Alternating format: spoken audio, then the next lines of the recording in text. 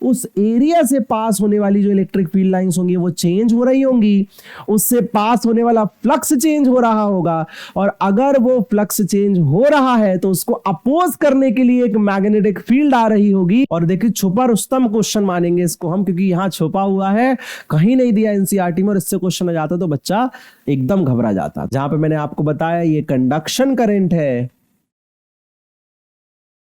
और ये आपका डिस्प्लेसमेंट करंट है। हेलो एवरीवन, वेलकम टू अपनी कक्षा। This is your physics educator Akshay, और आज हम स्टार्ट कर रहे हैं chapter number 8 electromagnetic wave. Chapter number 7 भी आएगा जो कि ऑल्टरनेटिंग करंट है, लेकिन इस चैप्टर को मैंने पहले इसलिए लिया है क्योंकि ये इलेक्ट्रोमैग्नेटिज्म की कंप्लीशन का एक चैप्टर है। ये बुक 1 को एक तरीके से कॉन्सेप्चुअली कंप्लीट करता है, और ऑल्टरनेटिंग करंट एक इंडिपेंडेंट चैप्टर है, तो उसको हम अगले वीक आपके लिए अपलोड करेंगे। आपके हाफ ईयरली भी आ रहे हैं, तो मैं चाहता हूं कि ऑल्टरनेटिंग करंट को आप तब पढ़ें जब आपका एग्जाम पास हो। बहुत जल्दी वो लेक्चर भी अपलोड हो जाएगा। आज के लेक्चर में सारा फोकस यही है कि आप बोर्ड में बेस्ट अटेम्प्ट करें, बेस्ट स्कोर करें, और सीयूईटी में भी फुल आउट ऑफ फुल लाएं। इसलिए मैंने जितने भी एनसीईआरटी के क्वेश्चंस हैं, तो ये जो चैप्टर है ये करीबन 3 से 4 मार्क का आता है, और 100% आप स्कोर करके आएंगे अगर आप इन क्वेश्चंस को आराम से बना लेते हैं मेरे साथ। इस लेक्चर में कुछ बहुत इंटरेस्टिंग क्वेश्चंस हैं जो एंड की तरफ आएंगे, तो उनको आपको बिल्कुल मिस नहीं करना है, बिकॉज वो बहुत छुपे हुए क्वेश्चंस हैं जो इस चैप्टर में कॉन्सेप्चुअली तो नहीं दिए गए, लेकिन आपको वो छुपा के कॉन्सेप्ट्स को क्वेश्चन के थ्रू बताया गया है। इस चैप्टर में लार्जली हम बात करने वाले हैं इलेक्ट्रोमैग्नेटिक वेव की, और लाइट के बारे में एक बहुत बड़ी कंक्लूजन हम करने वाले हैं जो आप देखेंगे पूरे लाइट की स्टडी को यहां से बदल देगी। आज तक हजारों सालों तक हमने लाइट को स्टडी तो किया था, मतलब जब ये स्टडी चल रही है तो 1855 1860s की ये बात है जब ये स्टडी चल रही है, और बहुत ज्यादा स्लोली हमने लाइट को पढ़ा। और यहां ऐसा कुछ होने वाला है इस चैप्टर में जो बहुत इंपॉर्टेंट है इलेक्ट्रोमैग्नेटिज्म के लिए भी और लाइट के लिए भी, जो आप आगे लेक्चर में देखेंगे। ऑल्सो जैसा मैं हर बार आपको बताता हूं, आपको नोट्स बनाने की बिल्कुल जरूरत नहीं है। हमारे एनसीईआरटी नोट्स डिस्क्रिप्शन में है, जिसमें हर चीज, क्वेश्चंस, कॉन्सेप्ट्स, हर चीज टैग्ड है। आप उनको साथ रख के पढ़िए, सो दैट एक बार जब आप लेक्चर के साथ देख रहे हैं तो आपको नोट्स रिवाइज हो जाए, और जब आपको रिवीजन करना हो तो आप सिर्फ नोट्स से रिवाइज कर लें, या फिर नोट्स आपके पास है तो आपको लेक्चर देखने में भी काफी आसानी बाद में होगी। ठीक है, तो चलिए स्टार्ट करते हैं। तो दीज आर दी टॉपिक्स जो हमें इस चैप्टर में देखने हैं। सबसे पहले हम देखेंगे कि इलेक्ट्रोमैग्नेटिक वेव की डिस्कवरी कैसे हुई है बाय हर्ट्ज एक्सपेरिमेंट, एंड किस तरीके से मैक्सवेल की जो कुछ कंक्लूजन्स थी पहले, जो कि एक तरीके से कुछ एंटिसिपेशंस थी, एक प्रोबेबिलिटी उन्होंने बताई थी, एक पॉसिबिलिटी बताई थी कि क्या हो सकता है, एंड एक्चुअली हर्ट्ज के एक्सपेरिमेंट से वो प्रूव हुआ। फिर हम बात करेंगे मैक्सवेल की इक्वेशंस की, और किस तरीके से उन्होंने एक इलेक्ट्रोमैग्नेटिज्म की कंप्लीटनेस पे बात की। डिस्प्लेसमेंट करंट एक बहुत इंपॉर्टेंट डिस्कवरी रही है उनकी, वो हम देखेंगे। फिर इक्वेशंस पढ़ेंगे, देन हम फाइनली इलेक्ट्रोमैग्नेटिक वेव की प्रॉपर्टीज पढ़ेंगे, इसमें हम नेचर को पढ़ रहे होंगे, इक्वेशंस पढ़ रहे होंगे, सर्टेन फॉर्मूले पढ़ेंगे, और फिर हम देखेंगे इलेक्ट्रोमैग्नेटिक स्पेक्ट्रा। तो सबसे पहले बात करते हैं कि हिस्टोरिकली जो इलेक्ट्रोमैग्नेटिक वेव है वो किस तरीके से साइंटिस्ट के माइंड में प्रोजेक्ट हुई। तो आपको याद होगा बुक 1 जो है हमारी कंप्लीटली इलेक्ट्रोमैग्नेटिज्म पे डिपेंडेंट है, या इलेक्ट्रोमैग्नेटिज्म की स्टडी करती है, जहां हम इलेक्ट्रिक फील्ड और मैग्नेटिक फील्ड की स्टडी करते हैं। तो जब हमने पहला चैप्टर देखा था तो आपको याद होगा हमने वहां इलेक्ट्रिक फील्ड के बारे में ही पढ़ा था, लेकिन वहां पे जो इलेक्ट्रिक फील्ड थी वो प्रोड्यूस हो रही थी चार्ज से। तो इलेक्ट्रिक फील्ड फ्रॉम चार्ज आ रहा था। फिर हमने मैग्नेटिक फील्ड पढ़ा, जो एक नई फील्ड थी जो आ रही थी मूविंग चार्ज से, कांस्टेंट वेलोसिटी के चार्ज से। तो कांस्टेंट, तो charge at constant V, Q at constant V. And फिर हमने चैप्टर नंबर 6 में interconversion of magnetic field into electric field पढ़ा अकॉर्डिंग टू फैराडेस लॉ। तो फिर हमने पढ़ा conversion of magnetic field into electric field. तो डेफिनेटली ये किसके थ्रू? फैराडेस लॉ के थ्रू। तो डेफिनेटली साइंटिस्ट के दिमाग में ये आया एंड खासकर मैक्सवेल के दिमाग में ये आया कि क्या इसका उल्टा प्रोसेस भी पॉसिबल है, क्या इसका रिवर्स प्रोसेस भी पॉसिबल है, जहां हम इलेक्ट्रिक फील्ड का यूज करके या इलेक्ट्रिक फील्ड को यूज करके एक तरीके से मैग्नेटिक फील्ड जनरेट कर सकें। तो कहीं ना कहीं बहुत सारी ऑब्जर्वेशंस मैक्सवेल को ये सोचने पे मजबूर कर रही थी कि डेफिनेटली ऐसी पॉसिबिलिटी बन सकती है। एंड एक्चुअली में 1858 या 1859 के आसपास मैक्सवेल ने अपनी थ्योरी को कंप्लीट किया और दुनिया के सामने कॉन्सेप्ट रखा जिसे हम कहते हैं इलेक्ट्रोमैग्नेटिक वेव। तो जब मैक्सवेल ने कंक्लूजन्स की, मैक्सवेल ने फंडामेंटली कुछ बातों पे अपनी राय दी, तो हर्ट्ज साइंटिस्ट थे, उन्होंने एक्सपेरिमेंटली मैक्सवेल की बातों को वेरीफाई किया एंड एक्चुअली में फाइनली एंड फंडामेंटली हम देख पाए कि मैक्सवेल जो कह रहे थे वो कंप्लीटली ठीक था। तो मैक्सवेल ने ये कहा था कि भाई जो interconversion of electric field to magnetic field है वो पॉसिबल है एंड हर्ट्ज ने उसे एक्सपेरिमेंटली वेरीफाई किया। हर्ट्ज ने क्या किया, हर्ट्ज ने एक कैपेसिटर लिया और उसमें अल्टरनेटिंग करंट लगाया। जैसे मैंने आपको बताया, अल्टरनेटिंग करंट एक ऐसा करंट है इसकी डायरेक्शन चेंज होती है। इससे सिर्फ इतना होता है कि अगर उसकी डायरेक्शन और मैग्नीट्यूड चेंज हो रहा है तो इस कैपेसिटर प्लेट पे, ये जो दोनों प्लेट्स हैं हमारी, इसके ऊपर जो चार्ज होगा वो वेरिएबल होगा। और आपको पता है अगर इस चार्ज की वजह से एक इलेक्ट्रिक फील्ड जनरेट हो रही होगी इस डायरेक्शन में तो वो भी वेरिएबल होगी। जैसा कि हमें पता है कि कैपेसिटर की प्लेट्स के बीच में हमारे पास एक इलेक्ट्रिक फील्ड होती है। इसका फॉर्मूला कितना आता है, जिसका फॉर्मूला आता है सिग्मा बाय एप्सिलॉन नॉट, जो हमने चैप्टर नंबर 2 में पढ़ा था। तो अब ये जो इलेक्ट्रिक फील्ड है, क्या यहां पे हमें वेरिएबल इलेक्ट्रिक फील्ड मिल रही है? बिल्कुल मिलेगी, क्योंकि करंट वेरिएबल है, मतलब सप्लाई वेरिएबल है, तो चार्ज वेरिएबल होगा। क्योंकि यहां पे जो V की इक्वेशन बनती है वो टाइम डिपेंडेंट इक्वेशन होती है, V0 sin ओमेगा t। अभी हमें इस पे बिल्कुल भी ध्यान देने की जरूरत नहीं है, बिकॉज बस हमें यहां से ये समझना है कि यहां पे जो पोटेंशियल है वो वेरिएबल पोटेंशियल है, जिस वजह से Q इक्वल टू CV अगर आप लगाएंगे तो अगर आप देखें Q is equal to CV मैं लिखता हूं, तो अगर V वेरिएबल है तो मेरा Q भी वेरिएबल होगा, चेंज हो रहा होगा। अगर मेरा Q चेंज होगा तो इसका मतलब मेरा इलेक्ट्रिक फील्ड जो होता है, जो कि Q by sigma by epsilon naught होता है, जिसमें Q by A epsilon naught आता है, वो भी क्या होगा, वो भी वेरिएबल होगा। तो यहां पे हमारे हर्ट्ज ने क्या किया, एक मैग्नेटिक निडल को पुट किया। लॉजिकली इस मैग्नेटिक निडल में कोई डिफ्लेक्शन नहीं आना चाहिए था। क्यों नहीं आना चाहिए था? क्योंकि भाई हमारे पास मैग्नेटिज्म का कॉन्सेप्ट ऑलरेडी फिक्स्ड है। मैग्नेटिज्म में एम्पियर ने ये बताया था हमें, एम्पियर ने हमें क्या बताया था कि भाई अगर आपको कहीं भी दुनिया में आपको कहीं भी मैग्नेटिक फील्ड चाहिए तो आपको एक करंट चाहिए होगा। तो अगर हम इस निडल को यहां रखते तो डेफिनेटली यहां पे हमारे पास करंट है, क्योंकि सर्किट में करंट फ्लो हो रहा होगा, तो हमें यहां तो लॉजिकली मैग्नेटिक फील्ड मिल सकती थी। लेकिन एम्पियर के लॉ के हिसाब से अगर आप देखें, एम्पियर के लॉ की अगर हम बात करें तो एम्पियर का लॉ कहता है कि इंटीग्रेशन B डॉट dl, मतलब कहीं भी दुनिया में अगर मैग्नेटिक फील्ड का इंटीग्रेशन करेंगे तो वो करंट इनक्लोज्ड पे डिपेंड करेगा।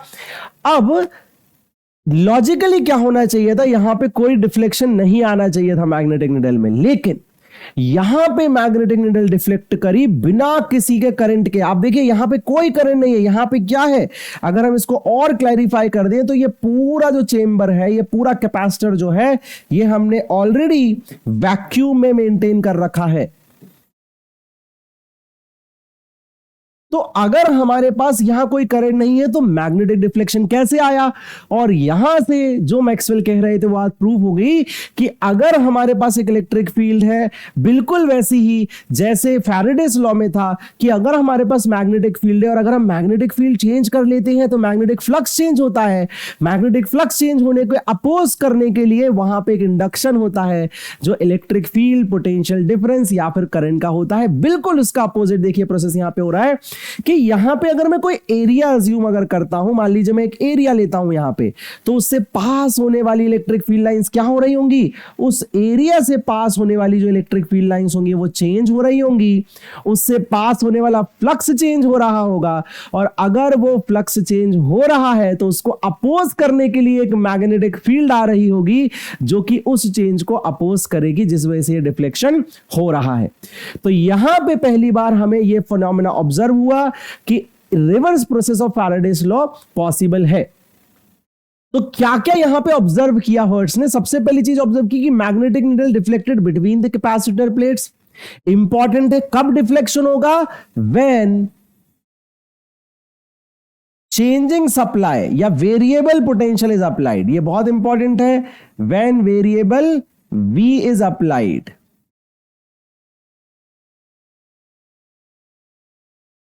Presence of magnetic field was observe, deflection हमें दिखा मैग्नेटिक नीडल में, तो डेफिनेटली वहां पे क्या है, वहां पे एक मैग्नेटिक फील्ड है। This energy can exist in vacuum. Important चीज, यहां पे कुछ भी नहीं था, हमने वैक्यूम मेंटेन करा था, तो भी जो यहां पे अंदर हमें इलेक्ट्रिक फील्ड या फील्ड्स मिल रही है वो कहां है, वैक्यूम ऑब्जर्व हो रही है। और ये बहुत इंपॉर्टेंट कंक्लूजन थी। तो हमारे दिमाग में यहां से एक आइडिया सेट हो गया कि हाँ, जो रिवर्स प्रोसेस मैक्सवेल कह रहे थे वो पॉसिबल है, और मैग्नेटिक फील्ड बिना करंट के भी हमें मिल सकती है। एक और तरीका है मैग्नेटिक फील्ड को प्रोड्यूस करने का। तो फाइनली हम मैक्सवेल की कुछ कंक्लूजन से बात कर लेते हैं। मैक्सवेल ने ये एक्सपेरिमेंट ऑब्जर्व किया और कुछ बातें कंक्लूड कर दी। पहली बात कि we can produce a magnetic field with help of variable electric field, similar to Faraday's law where we produce electric field with varying magnetic field। तो मैग्नेटिक फ्लक्स चेंज करके देखो, तो प्रोसेस क्या समझ आ रही है कि अगर आपके पास मैग्नेटिक फ्लक्स है तो आप उससे इलेक्ट्रिक फील्ड प्रोड्यूस कर पाएंगे। एंड अब हमें समझ आ रहा है कि अगर आपके पास इलेक्ट्रिक फ्लक्स है तो आप उसको चेंज करके मैग्नेटिक फील्ड भी प्रोड्यूस कर पाएंगे। ये हमने जनरेटर के फिनोमेना EMI में देखा था और ये हम अभी ऑब्जर्व कर रहे हैं। The energy exists between the plates of capacitor have paired electric and magnetic field। देखिए यहां पे मैग्नेटिक फील्ड तभी तक रहेगी जब तक इलेक्ट्रिक फील्ड है। तो इंपॉर्टेंट बात है कि यहां जो हमको फील्ड्स मिल रही हैं वो पेयर्ड है, एक दूसरे से एसोसिएटेड है, कॉल्ड एज इलेक्ट्रोमैग्नेटिक वेव। क्योंकि वो एक दूसरे से एसोसिएटेड है, अकेले नहीं है, तो इसलिए मैक्सवेल ने उनका नाम क्या दिया, इलेक्ट्रोमैग्नेटिक वेव। इंटरेस्टिंग बात, electromagnetic wave can exist in vacuum.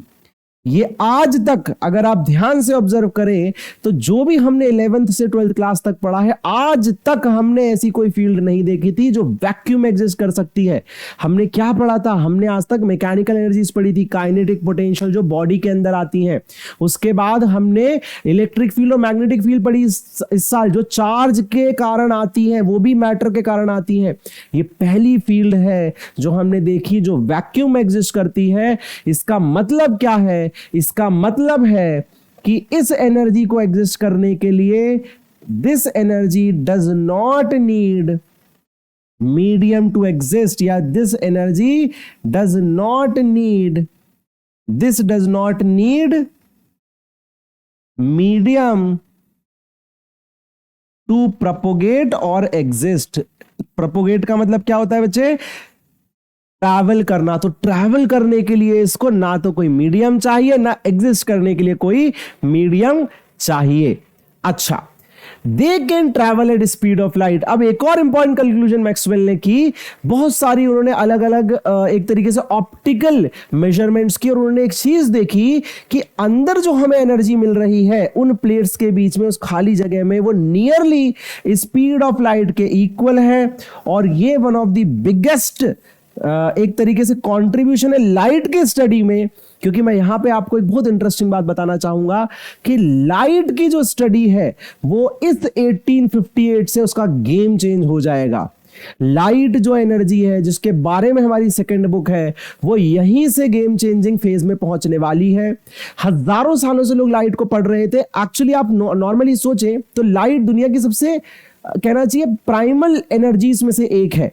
क्योंकि वो हमें नेचुरली मिल रही थी और उससे ह्यूमंस का 99% काम हो रहा था। उनको गर्मी वहां से मिल रही थी, उनको ल्यूमिनोसिटी चीजें दिख उसके कारण रही थी। तो धीरे धीरे डेवलपमेंट हुई, लेकिन हजारों साल से चलते चलते चलते न्यूटन ने एक थ्योरी दी थी, मैं आपको आगे अपने ऑप्टिक्स के चैप्टर में बताऊंगा, हम डिस्कस करेंगे। कॉर्पस्कुलर थ्योरी, वो भी काम की नहीं आई, लेकिन वहां से पढ़ाई स्टार्ट हुई 1660 1670 से रियल लाइट की स्टडी स्टार्ट हुई। लेकिन रियल बेंचमार्क जो गेम चेंजिंग कंक्लूजन थी वो मैक्सवेल ने की।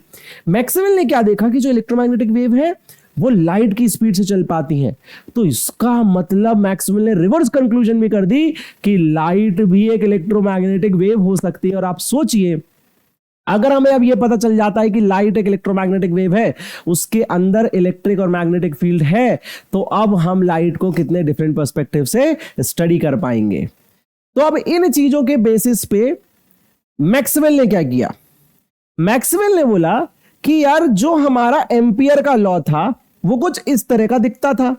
ये लॉ तो यहां लग नहीं रहा। क्यों नहीं लग रहा? क्योंकि यहां मैग्नेटिक फील्ड मिल रही लेकिन कोई करंट नहीं है। तो मैक्सवेल ने करेक्टेड एम्पियर्स लॉ दिया। और मैक्सवेल ने क्या बोला? मैक्सवेल ने बोला कि एक्चुअली में हम क्या करेंगे, हम एक और नया करंट डिफाइन कर देते हैं। मैक्सवेल ने क्या बोला? उसने दो करंट की बात की। उसने बोला कि एक्चुअली में जो लॉ है वो इनकम्प्लीट है और इस लॉ को हम इस तरीके से कंप्लीट कर सकते हैं कि जो नॉर्मली वायर के थ्रू आने वाली मैग्नेटिक फील्ड, जो आप पढ़ के आए हैं, current carrying conductor magnetic field produce करता है, उस करंट को हम बोल देते हैं कंडक्शन करंट। क्या बोल देते हैं? Conduction current. और मैक्सवेल ने एक नया करंट इंट्रोड्यूस किया दुनिया के सामने, इन द स्पेस। मैक्सवेल ने बोला कि एक करंट स्पेस में भी एग्जिस्ट कर सकता है। कैसे एग्जिस्ट करता है हम समझेंगे थोड़ी देर से, लेकिन मैक्सवेल ने उसका नाम दिया ID, displacement current. And Maxwell ने एक्चुअली में एक मेजर कंट्रीब्यूशन किया एम्पियर के लॉ को करेक्ट करने में। तो ये है करेक्टेड एम्पियर्स लॉ, तो इसको कहेंगे करेक्टेड एम्पियर्स लॉ। ये एम्पियर्स लॉ नहीं है, ये करेक्टेड एम्पियर्स लॉ है। किसने किया इस करेक्शन को? मैक्सवेल ने किया है। क्या ये करेक्शन सही थी? बिल्कुल सही थी, क्योंकि अब जब हम आईडी डिफाइन करेंगे, डिस्प्लेसमेंट करंट थोड़ी देर से पढ़ेंगे, तो हम देखेंगे कि इस इलाके में अगर हमें एम्पियर का लॉ लगाना है, लगेगा तो पक्का, क्योंकि मैग्नेटिक फील्ड जो है वो डिस्प्लेसमेंट करंट पे लग जाएगा, और इस इलाके पे लगाना है तो वो कंडक्शन करंट पे लग जाएगा। अब कैसे डिफाइन करेंगे डिस्प्लेसमेंट करंट, चलिए देखते हैं। तो मैक्सवेल ने फंडामेंटली एक चीज ऑब्जर्व करी, यार कहीं ना कहीं ये फ्लक्स के चेंज के कारण ही हो रहा है। जैसे कि अगर मेरे को पता है कि यहां पे v मेरा v0 sin ओमेगा t है, मतलब वेरिएबल v है, तो मुझे क्लियरली पता है कि यहां मेरा जो चार्ज है वो भी क्या है? वेरिएबल है। और अगर मेरा चार्ज वेरिएबल है तो जैसा मैंने आपको पहले बताया था, मेरी इलेक्ट्रिक फील्ड भी वेरिएबल होगी। तो मैक्सवेल ने बोला अगर इलेक्ट्रिक फील्ड वेरिएबल है तो फ्लक्स भी वेरिएबल होगा, और इसी फिलॉसफी से मैक्सवेल ने आईडी की एस्टैब्लिशमेंट करी। मैक्सवेल ने बोला देखिए हम क्या सोच सकते हैं, हम ऐसे सोच सकते हैं कि जब यहां पे मान लीजिए, हम इस तरीके से इसको समझ सकते हैं कि भाई यहां पे तो एक चार्ज मूव करता ही है, कंडक्टर्स में तो चार्ज मूव करता है, लेकिन अगर आप ध्यान से प्लेट के बीच के स्पेस को ऑब्जर्व करो, प्लेट के बीच को कुछ नहीं पता कि कहां बाहर से करंट आ रहा है कहां नहीं आ रहा है ना। अब हम सिर्फ प्लेट के बीच ही ऑब्जर्व करेंगे चीजों को। तो मैक्सवेल ने बोला कि आप प्लेट के बीच में देखो ध्यान से, तो प्लेट के बीच में अगर यहां चार्ज बढ़ रहा है पॉजिटिव, तो क्या यहां बढ़ेगा नेगेटिव? सोच के देखिए, यहां पे माइनस क्यू है उतना ही। तो मान लीजिए ये करंट बढ़ रहा है तो धीरे धीरे चार्ज बढ़ रहा है, अगर यहां चार्ज बढ़ेगा तो यहां चार्ज बढ़ेगा। तो क्या हम ऐसा कह सकते हैं, ध्यान से देखिएगा, कि कुछ चार्ज, ध्यान से देखिएगा, अब इस पार्ट को नहीं देखते हैं, सिर्फ स्पेस को ऑब्जर्व करते हैं। तो मान लीजिए यहां पे पहले 2 कूलाम था, अब 3 हो गया, अब 4 हो गया। यहां पे -2 था, -3 हो गया, -4 हो गया। क्या मैं कह सकता हूं कि कुछ नेगेटिव चार्ज यहां आ रहा है और कुछ पॉजिटिव चार्ज यहां? क्या मैं ऐसा अज्यूम कर सकता हूं? ऑल्दो वो आ तो एक्सटर्नल सर्किट से रहा है, लेकिन अगर मैं स्पेस में उसकी एब्सोल्यूट ऑब्जर्वेशन करना चाहूं तो मैं कह सकता हूं कि एक सूडो चार्ज यहां से यहां मूव कर रहा है। तो मैक्सवेल ने क्या कंक्लूड किया कि हम एक सूडो चार्ज की मूवमेंट मान सकते हैं। कैसे? देखिए, तो to give consistency of Ampere's law, Ampere की कंसिस्टेंसी, एम्पियर लॉ की कंसिस्टेंसी मेंटेन करना मतलब उसे कंप्लीट करना। उसके लिए मैक्सवेल ने एक डिस्प्लेसमेंट करंट डिफाइन किया। कैसे डिफाइन किया? Displacement current is assumed to be existing between the plates. कैसे? Of the capacitor connected to variable supply, this comes due to observable pseudo movement of charges between the plates. Charge कहां जाते हुए दिख रहे हैं? जैसे अभी, अब देखो ना, अभी थोड़ी देर में पता है क्या होगा? जैसे अभी ये चार्ज हो रहा है पॉजिटिव, फिर ये चार्ज हो जाएगा। मतलब अगर मैं मान लीजिए उस टाइम का अजम्पशन करूं जब यहां पॉजिटिव बढ़ रहा है, तो क्या मैं कह सकता हूं अगर यहां पॉजिटिव बढ़ रहा है तो अगर मैं स्पेस के बीच में देखना चाहूं तो मैं कह सकता हूं ना यहां पे करंट एग्जिस्ट कर रहा है। बस वही करंट मेरा डिस्प्लेसमेंट करंट है। अब थोड़ी देर में क्या होगा आप समझिएगा। ये जो करंट जो ऐसा मूव कर रहा है, इस अल्टरनेटिंग करंट की एक्सपर्टीज क्या है कि अगर करंट ऐसा है तो थोड़ी देर में ऐसा भी होगा। जब ऐसा होगा तो यहां पॉजिटिव बढ़ेगा तो ये आईडी थोड़ी देर में ऐसा हो जाएगा। इससे क्या होगा अभी थोड़ी देर में समझ आएगा। इससे एक्चुअली मैग्नेटिक फील्ड की डायरेक्शन चेंज होगी। ध्यान से देखना, ये करंट यहां पे हमने सूडो करंट माना क्योंकि सूडो मूवमेंट ऑफ चार्ज लग रहा है। इससे आने वाला देखो, याद करो अपना फॉर्मूला वो लगाओ, रूल। देखो मैग्नेटिक फील्ड अंदर जा रही है, देखो मैग्नेटिक फील्ड बाहर जा रही है। अच्छा, इंटरेस्टिंग बात, जब ये पॉजिटिव ये नेगेटिव था तो इलेक्ट्रिक फील्ड राइट में होगी, जब ये पॉजिटिव ये नेगेटिव तो इलेक्ट्रिक फील्ड लेफ्ट में होगी। मतलब इलेक्ट्रिक फील्ड भी डायरेक्शन चेंज कर रही है और मैग्नेटिक फील्ड भी डायरेक्शन चेंज कर रही है। मतलब ये ऑसिलेटिंग फील्ड्स है। अभी हम आगे इसको प्रेजेंट करेंगे आपके सामने। तो मतलब हम ये कह सकते हैं कि भाई ये आईडी निकलेगा कैसे, इस आईडी को हम डिराइव कैसे करें। हम फिर इसकी क्वालिटेटिव चीजें भी लिखेंगे, लेकिन इस आईडी को हम डिराइव कैसे करें। तो पहले क्या करते हैं, इस डिस्प्लेसमेंट करंट की कुछ बातें लिख लेते हैं, है ना, कि आईडी क्या है। ID changes direction with change of polarity, with change of polarity, है ना। पोलैरिटी किसकी? Polarity of capacitor. पोलैरिटी मतलब होता है प्लेट्स, पोलैरिटी मतलब उस पे चार्ज की वैल्यू पॉजिटिव या नेगेटिव, ठीक है ना। अच्छा, विथ आईडी जो हमने करंट अज्यूम किया, with ID B also be produced, है ना, जो बी प्रोड्यूस होगी, B produced also changes its direction, its direction, ठीक है। एक और चीज, with changing polarity, with changing polarity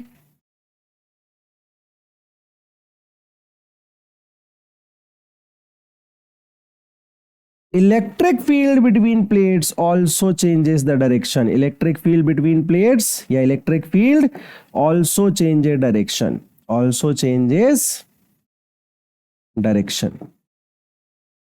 एक और चीज हम लिख सकते हैं, सूडो मूवमेंट ऑफ, तो ये आईडी क्यों आया, pseudo movement charge and the changing electric flux. जो फील्ड चेंज हो रही है ना, वही सारा कारण है। तो चेंजिंग पाई इलेक्ट्रिक, जैसे कि आपको याद होगा ईएमआई में क्या होता था, मैग्नेटिक फ्लक्स चेंज होता था, करंट आ जाता था। यहां भी वही हो रहा है, इलेक्ट्रिक फ्लक्स चेंज हो रहा है और करंट आ रहा है। देखो दोनों में ही वही हो रहा है, आप देख रहे हो, दोनों में ही करंट आ रहा है लेकिन अलग अलग फ्लक्स चेंज होने से। तो कैसे सर हम इसको निकालेंगे? बहुत ही सिंपल है। हम क्या करेंगे बच्चों, सबसे पहले हम यहां पे एक एरिया अज्यूम करेंगे, है ना। हम क्या करेंगे, यहां पे एक एरिया अज्यूम करेंगे। फॉर एग्जांपल हमने ये ग्रीन कलर में एक एरिया लिया, ठीक है। अब हम इस एरिया के लिए क्या करेंगे, बहुत ध्यान से देखिएगा। इस एरिया से पास होने वाला हम क्या करेंगे, तो यहां हम एक क्लोज एरिया ले सकते हैं, मतलब हम इस एरिया को यहां से यहां तक जोड़ सकते हैं। और अब हम इस एरिया के लिए गॉस लॉ लगाएंगे। क्यों लगाएंगे गॉस लॉ? क्योंकि फ्लक्स तो वहीं से रिलेट हो सकता है। तो हम क्या करेंगे, for this area let's say इसको हम कह देते हैं एस, है ना। हमने क्या करा, क्लोज सिलेंडर मान लिया, ठीक है। उससे हम गॉस थ्योरम लगाएंगे। तो बाय गॉस थ्योरम देखो क्या होगा, बाय गॉस थ्योरम मैं कह सकता हूं कि जो भी फ्लक्स थ्रू सरफेस होगा, एरिया माना है या सरफेस माना है, हमने एस माना है, वो क्या होगा, वो होगा ई ए, है ना। क्योंकि इलेक्ट्रिक फील्ड इधर है तो cos जीरो वो तो वही बन जाएगा ई ए। अच्छा देखिए, दोनों से फ्लक्स बाहर ही जा रहा है ना, पॉजिटिव चार्ज है, दोनों से फ्लक्स बाहर जाएगा तो ऐड ही होगा, इज इक्वल टू आ जाएगा Q enclosed by epsilon, Q enclosed by epsilon. अब ये क्यू इनक्लोज्ड क्या है, ये क्यू इनक्लोज्ड ही तो वो सूडो चार्ज है। सोचो, इधर से मत देखो, ये वाला तो कंडक्शन करंट की तरफ चले जाएगा, यहां से देखो। तो क्या मैं देख सकता हूं कि यहां पे वो सूडो मूवमेंट ऑफ चार्ज दिख रहा है, एक्चुअल मूवमेंट नहीं है, सूडो मूवमेंट है। तो मैं कह सकता हूं यही वो सूडो चार्ज है, यही वो सूडो चार्ज है। और इसी सूडो चार्ज सो आईडी क्या होगा बताओ? आईडी जो होगा वो यही तो होगा, D of Q enclosed bye D T, इसी का चेंज ही तो आईडी है। और क्यू इनक्लोज को हम क्या लिख सकते हैं? या तो आप ये लिख दो एप्सिलॉन ए ई, या फिर आप लिख दो एप्सिलॉन इनटू फाई। अब देखो, क्योंकि यहां पे ये फाई सरफेस था, लेकिन मुझे पता है मैं फाई इलेक्ट्रिक निकाल रहा हूं, तो मैं इसको फाई इलेक्ट्रिक लिखना ज्यादा बेटर समझूंगा। फाई मतलब फाई इलेक्ट्रिक, और ये आ जाएगा यहां पे D by D T. Epsilon naught हमें पता है कांस्टेंट होता है, तो मेरा आईडी का वैल्यू आ जाएगा epsilon naught D phi E by D T. ये मिल गया मुझे क्या? ये मिल गया मुझे डिस्प्लेसमेंट करंट का फॉर्मूला। क्या इसको और सिंप्लीफाई किया जा सकता है? बिल्कुल किया जा सकता है, लेकिन डिपेंडिंग ऑन द सिचुएशन। ये इसका जनरल फॉर्मूला है। तो अगर हम करेक्टेड एम्पियर्स लॉ लिखना चाहें तो वो क्या आएगा? वो आएगा integration B dot D L is equal to mu naught. अब हम दोनों करंट ले लेंगे, आई सी प्लस आई डी, जहां पे मैंने आपको बताया ये कंडक्शन करंट है और ये आपका डिस्प्लेसमेंट करंट है। अब देखिए, जब आपको इस इलाके के लिए निकालना है मैग्नेटिक फील्ड, ये मान लीजिए इधर इस करंट के कारण एक मैग्नेटिक फील्ड आएगी कि नहीं आएगी? ऐसी मैग्नेटिक फील्ड, तो वो जब निकाल रहे हो तो क्या यहां पर डिस्प्लेसमेंट करंट नहीं है, तो उसको जीरो रख देना। तो देखो, एक मैग्नेटिक फील्ड इसके एसोसिएशन में आ जाएगी। जब तुम यहां निकाल रहे हो ये वाला देखो, तो इसकी मैग्नेटिक फील्ड ऐसी आएगी, है ना, इनिशियली ऐसी जनरेट होगी, opposite to this magnetic field generate होगी इधर जनरेट होगी। तो इधर आईसी नहीं है भाई, इधर कंडक्शन करंट नहीं है, जब इधर निकालोगे तो उधर ये जीरो हो जाएगा। तो वायर के लिए ये वाला लग जाएगा, याद रखना ये कब के लिए लगेगा? ये इन वायर्स लग जाएगा, और ये इन वेरिएबल ई स्पेस लग जाएगा, है ना, वेरिएबल ई वाली जो स्पेस होगी उसमें लग जाएगा। क्या ये बात समझ आ रही है? ठीक है। अब क्या हम इस कंडक्शन और डिस्प्लेसमेंट करंट को एक तरीके से रिलेट कर सकते हैं? तो अभी आप देखेंगे कि एक ब्यूटीफुल चीज आपके सामने निकल के आएगी, वो है कंसिस्टेंसी ऑफ करंट। देखिए, एनर्जी हर लेवल पे बेटा चेंज नहीं होना चाहती है। यूनिवर्स हमेशा कोशिश करती है कि एनर्जी उसकी क्या हो, चेंज ना हो, और वो कोशिश में हमेशा क्या होती है? सक्सेसफुल होती है। दुनिया में आज तक ऐसा नहीं हुआ कि अगर आपने कोई एनर्जी चेंज की है तो उसको यूनिवर्स ने अपोज करके एक नई फॉर्म ऑफ एनर्जी को प्रेजेंट नहीं किया आपके सामने। ऐसा कभी नहीं होता है। यूनिवर्स हमेशा एनर्जी को चेंज करने की कोशिश करती है एक दूसरी एनर्जी में। हाँ, अगर यूनिवर्स ऐसा नहीं कर पाती तो आने वाले समय में आप देखेंगे फिर वो एनर्जी को मास और मास को एनर्जी में भी कन्वर्ट करती है। ये भी हम आने वाले चैप्टर्स में समझेंगे। लेकिन अब हम देखना चाहते हैं कि क्या कंडक्शन करंट और डिस्प्लेसमेंट करंट में कोई रिलेशन है। चलिए देखते हैं। तो अगर मैं डिस्प्लेसमेंट करंट की बात करूं तो वो क्या है? वो अभी हमने निकाला, वो epsilon naught D phi E by D T है। बिल्कुल, इलेक्ट्रिक फ्लक्स के कारण डिस्प्लेसमेंट करंट आता है। देखो कितना सिमिलर है उसके जैसा, minus D phi by D T, EMF जैसा। ईएमएफ आता था ना, याद करो, ईएमआई में minus D phi by D T, वो मैग्नेटिक फ्लक्स से। अच्छा, फाई ई को मैं क्या कर सकता हूं? फाई ई को मैं ये भी लिख सकता हूं ई इंटू ए, वेरिएबल जो ई है ना, तो इसको मैं लिख सकता हूं डी ई इंटू ए अपॉन डी टी। अच्छा, एक छोटी सी चीज मैं यहां पे मेंशन कर दूं, मैं अज्यूम करके चल रहा हूं कि आपको ये बेसिक फंडामेंटल बातें पता होंगी, लेकिन यहां पे जैसे ई जो है, तो मैं यहां पे लिख देता हूं आपके लिए पहले पेज पे ही। ई क्या है? इलेक्ट्रिक फील्ड है। ई क्या है?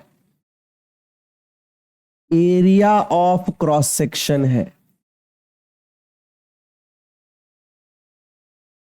ना। ये डिस्टेंस को हम डी कह सकते हैं, आपको पता है, कैपेसिटर के बीच का। वी क्या है? पोटेंशियल डिफरेंस है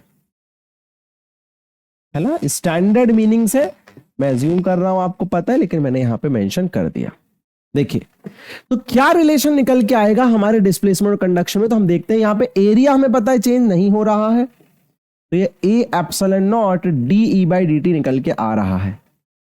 चलिए इसको एक क्वेश्चन नंबर 1 देते हैं। अब हम कंडक्शन करंट की बात करते हैं। भाई कंडक्शन करंट क्या है, सोचो, क्या conduction current rate of change of discharge है? वो तो rate of change of pseudo charge था, लेकिन ये तो rate of change of real charge ही है ना कंडक्शन करंट। तो चलिए कंडक्शन करंट की बात करते हैं।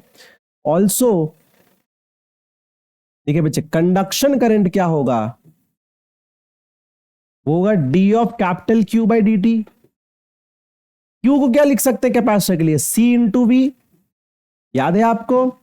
सी की वैल्यू क्या लिख सकते हैं, सी की वैल्यू क्या लिख सकते हैं, ए एप्सिलॉन नॉट अपॉन डी।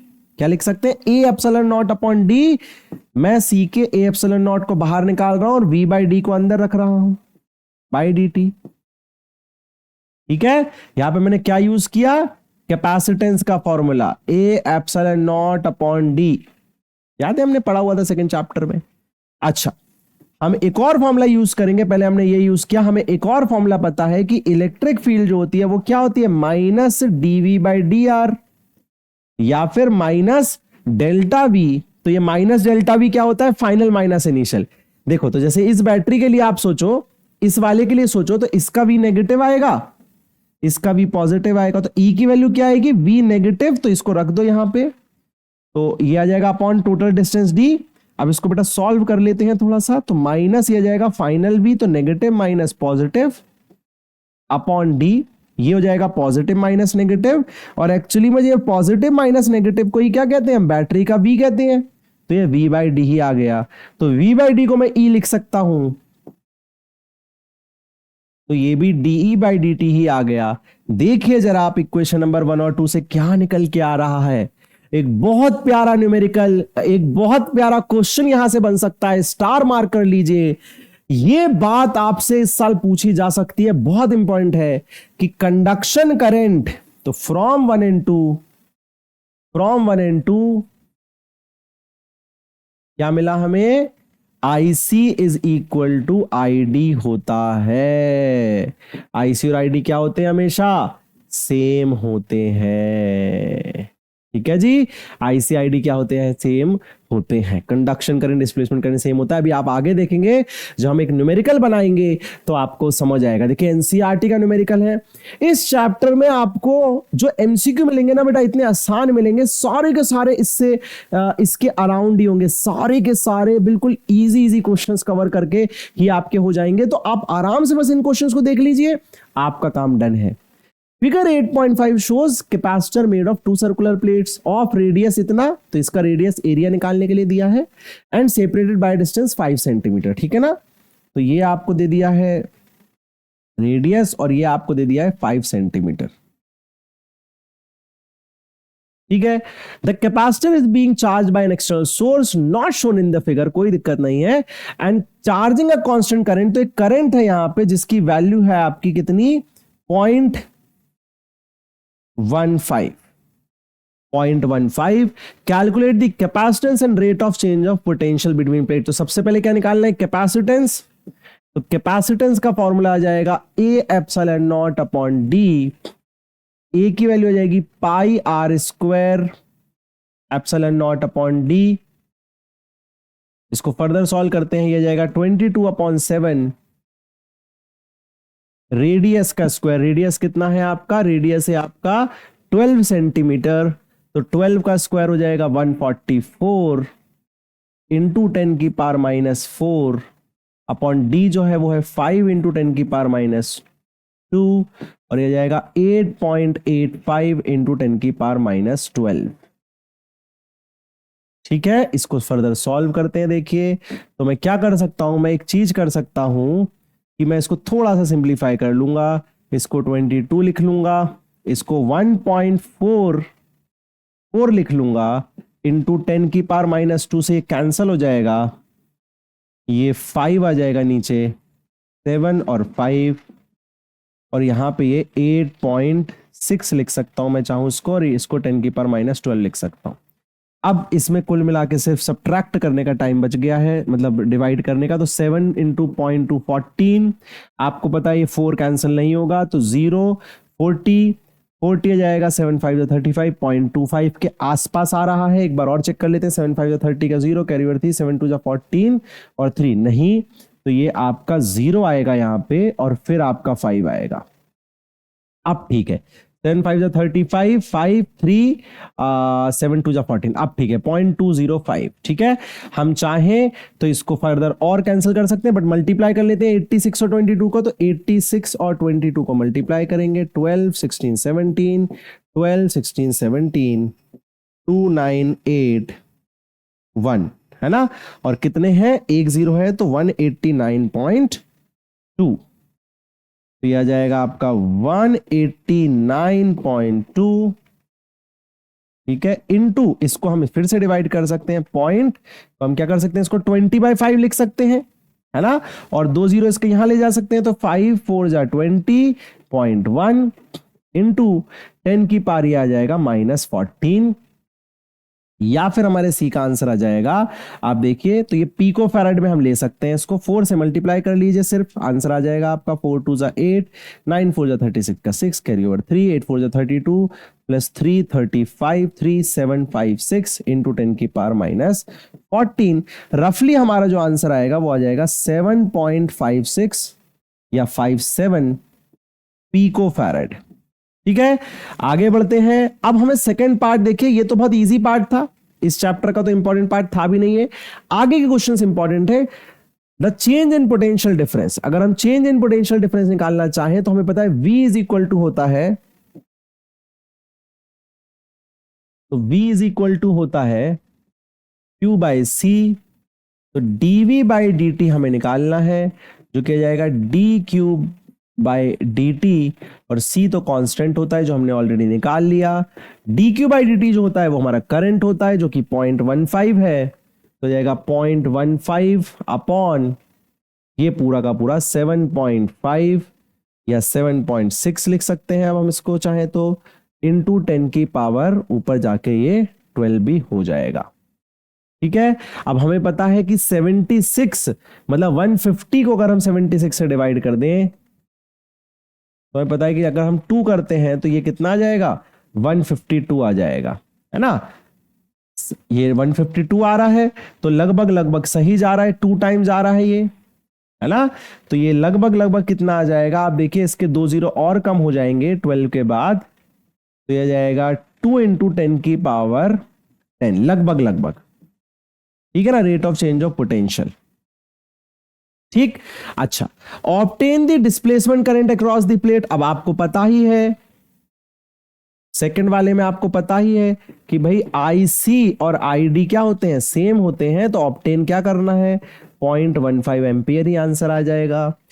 इस Kirchhoff first rule, Kirchhoff first rule क्या है बताइए, क्या होता है, जंक्शन रूल। क्या किरचॉफ का पहला rule, valid at each plate of the capacitor, बिल्कुल वैलिड है, अगर आप कंटिन्यूटी ऑफ करंट मानते हैं तो डेफिनेटली वैलिड है, तभी तो ये लगा है, तभी तो ये लगा है, कंसिस्टेंसी है। देखो यही तो किरचॉफ का पहला रूल है, KCL, है ना, कि नेट करंट कितना आएगा, तो अगर लेफ्ट में जितना करंट है उतना राइट में है, तो नेट करंट प्लेट्स पे अगर हम देखेंगे एग्जैक्टली तो 0 आना चाहिए।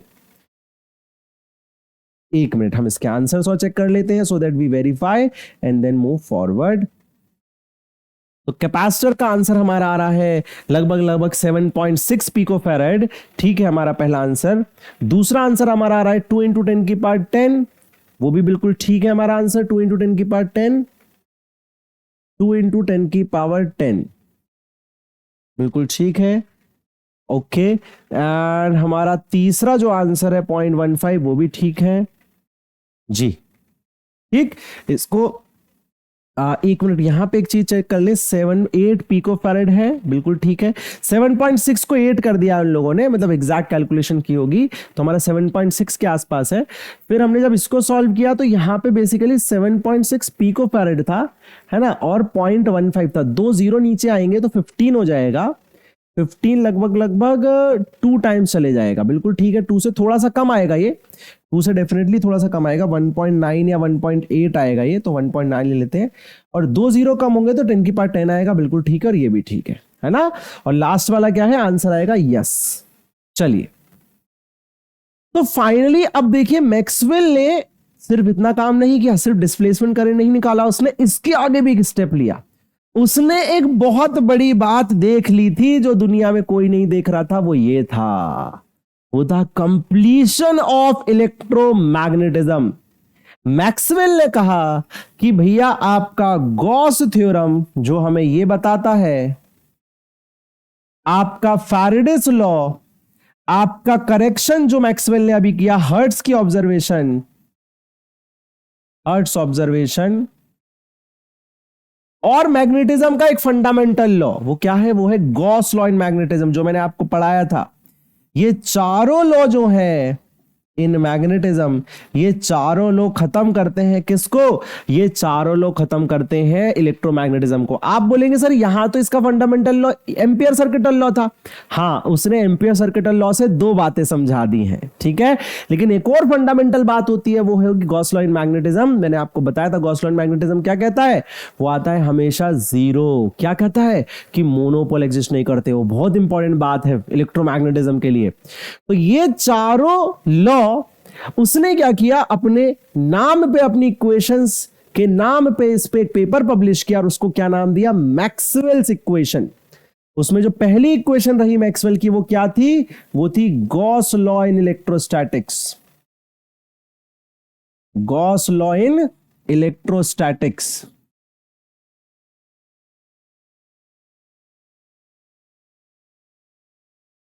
क्या थी वो थी कि किसी भी क्लोज्ड एरिया से आप अगर फ्लक्स निकालते हैं तो हमेशा Q इनक्लोज्ड बाय एप्सिलॉन आएगा। ओवरऑल इसका कंक्लूजन ये था कि 4 से ही इलेक्ट्रिक फील्ड प्रोड्यूस हो सकती है किसी मैटर से।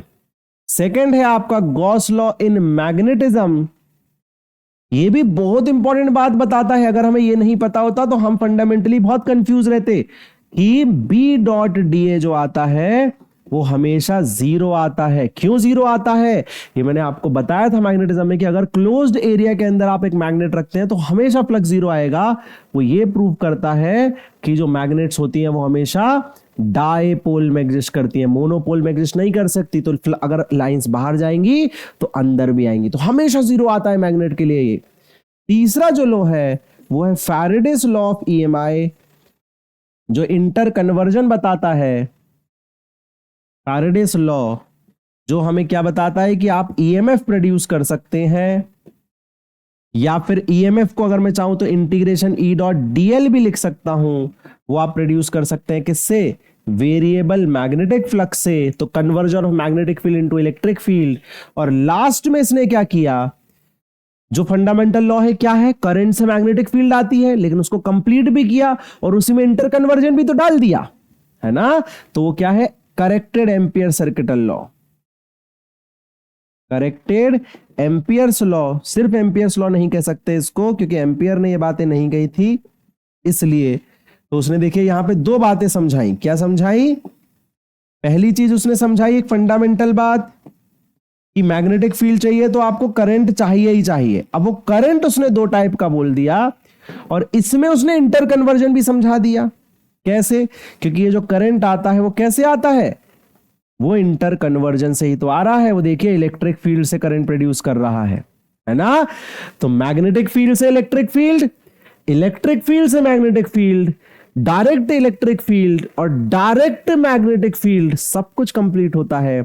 और यहां पे उसको एक बहुत बड़े प्राइस से एक तरीके से उसको अवार्ड किया गया। क्यों, क्योंकि उसने बात की कंप्लीटनेस ऑफ इलेक्ट्रोमैग्नेटिज्म।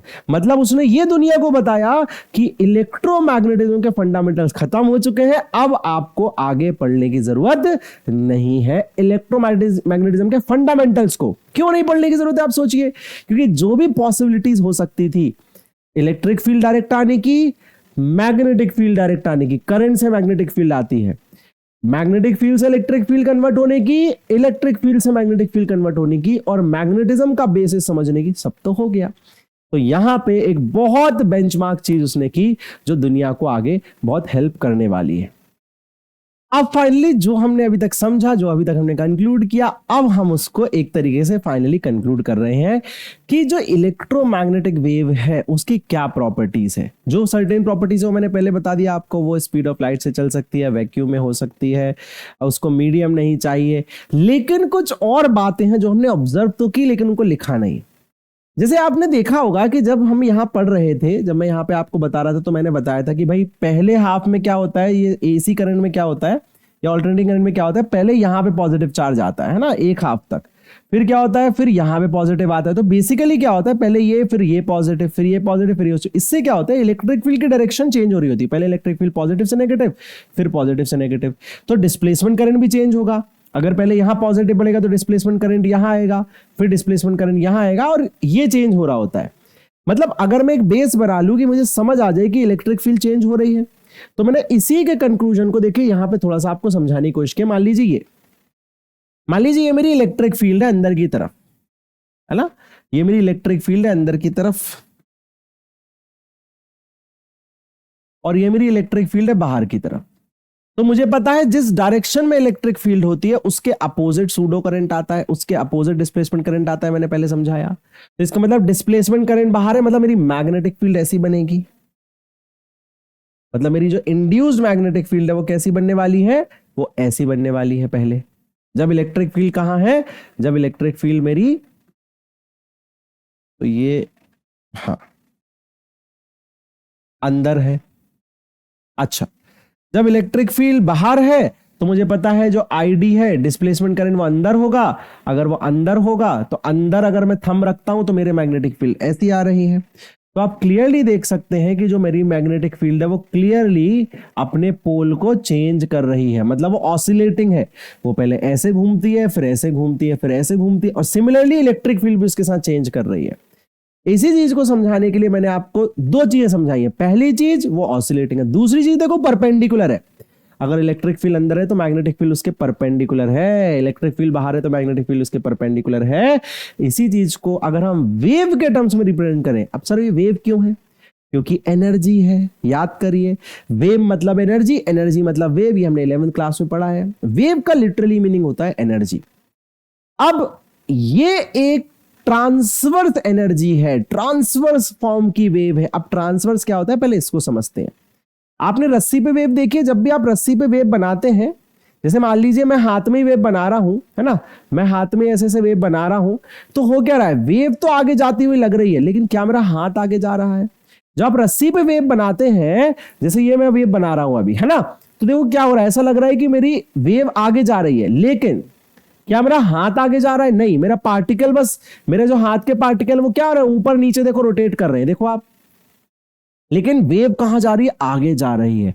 जब भी एनर्जी जिस डायरेक्शन में जाए, अगर पार्टिकल उसके परपेंडिकुलर डायरेक्शन में वाइब्रेट करे, एनर्जी यहां जा रही, पार्टिकल यहां जा रहा, एनर्जी यहां जा रही, पार्टिकल यहां जा रहा, उसे कहते हैं ट्रांसवर्स वेव। सर आपको यहां कैसे पता चला ऐसा हो रहा है, क्योंकि क्लियरली यहां पे जो मेरे सब्सिक्वेंट पार्टिकल्स हैं, अब देखो मान लो इस वाले पार्ट को मैं कह देता हूं, इस वाले पार्ट को मैं कह देता हूं मैग्नेटिक पार्ट, है ना, तो मैं येलो से जो बना रहा हूं वो मेरी कौन सी चीज की वाइब्रेशन है, मैग्नेटिक फील्ड की वाइब्रेशन है। वो मेरी किसकी वाइब्रेशन है, मैग्नेटिक फील्ड। अब देखो आपको समझ आ रहा है ये ऊपर नीचे क्यों बना, क्योंकि ये ऐसा ऐसा ऐसा ऐसा हो रहा है ना, तो ये मेरी मैग्नेटिक फील्ड की वाइब्रेशंस है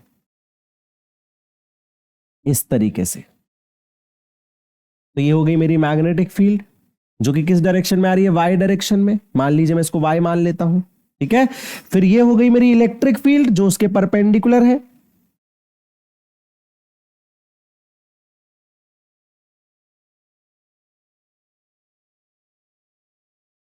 ये आ गई इलेक्ट्रिक फील्ड जो कि हम जेड डायरेक्शन कह देते हैं।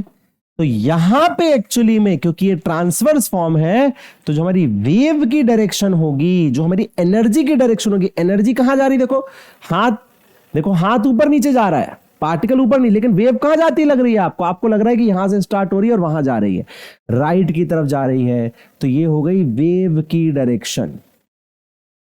वेव की डायरेक्शन मतलब एनर्जी की डायरेक्शन। तो एनर्जी, जब रस्सी पे एनर्जी मूव करती है तो आगे मूव करती है, लेकिन पार्टिकल ऊपर नीचे मूव करते हैं। ऐसी तरीके से वेव आगे जा रही है, इलेक्ट्रोमैग्नेटिक वेव। कौन सी वेव? Electromagnetic wave. लेकिन उसके पार्टिकल उसके परपेंडिकुलर वाइब्रेट कर रहे हैं, इस तरीके से वाइब्रेट कर रहे हैं।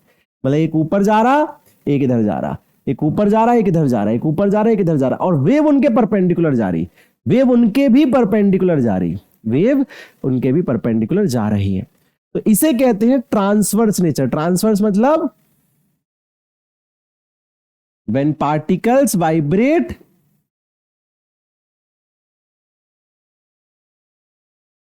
Perpendicular to direction of wave.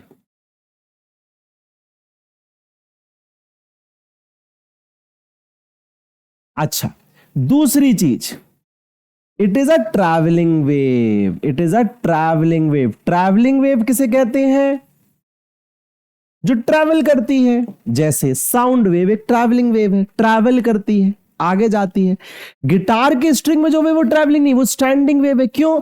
क्योंकि देखो वो जाती है और वापस आ जाती है, जाती है और उसके पास इतना ही इलाका है बस ट्रैवल करने के लिए। हाँ, उससे प्रोड्यूस होने वाला साउंड ट्रैवलिंग है, लेकिन गिटार पे जब स्ट्रिंग करते हैं ना तो जो वेव बनती है वो तो इतने इलाके में घूम सकती है ना, तो उसे कहते हैं स्टैंडिंग वेव। लेकिन अपनी जो वेव हो कैसी वेव है? ट्रैवलिंग वेव, वो ट्रैवल करती है। तो इन दोनों को मिला के अब हम लिखने वाले हैं इक्वेशन ऑफ वेव। क्या लिखने वाले हैं? Equation of wave. कौन सी वेव? Electromagnetic wave.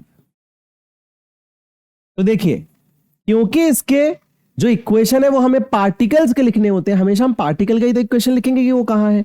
तो इसके दो पार्टिकल हैं, मैग्नेटिक फील्ड और इलेक्ट्रिक फील्ड। तो पहले हम मैग्नेटिक फील्ड की इक्वेशन लिखेंगे और फिर हम इलेक्ट्रिक फील्ड की इक्वेशन लिखेंगे। अभी मैं आपको इनकी डायरेक्शन निकालना भी सिखाता हूं। तो जो इक्वेशन आती है किसी भी general form of travelling wave की, वो आती है उसका एम्पलीट्यूड बी नॉट, फिर आ जाता है ये sign omega T plus minus K X. अब देखो ये प्लस माइनस के एक्स क्यों लिखा? क्योंकि ये जनरल फॉर्म है, इसमें हर चीज हम समझेंगे, एक एक चीज हम समझेंगे आराम से। इसी तरीके से ये आ जाती है ई नॉट। बेटा ये इसकी मैक्सिमम वैल्यू कैसे हुई? सोचो, इसकी मैक्सिमम वैल्यू क्या होगी साइन की?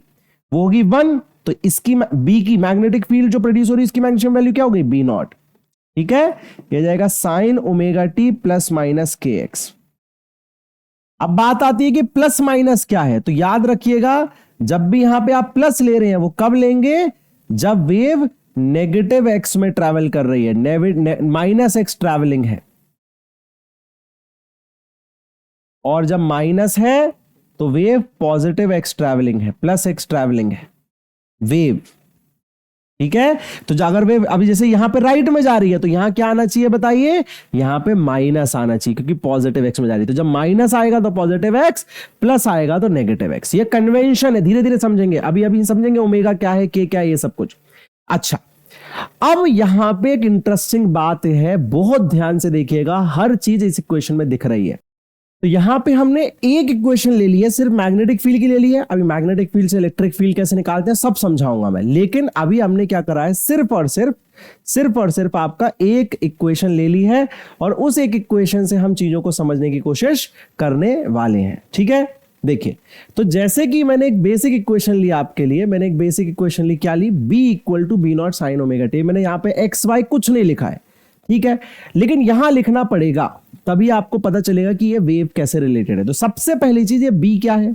इंस्टेंटेनियस मैग्नेटिक फील्ड है। तो इसी तरीके से अगर मैं ई लिख दूं, मान लीजिए मैं यहां पे ई भी लिख देता हूं, तो ई क्या आ जाएगा?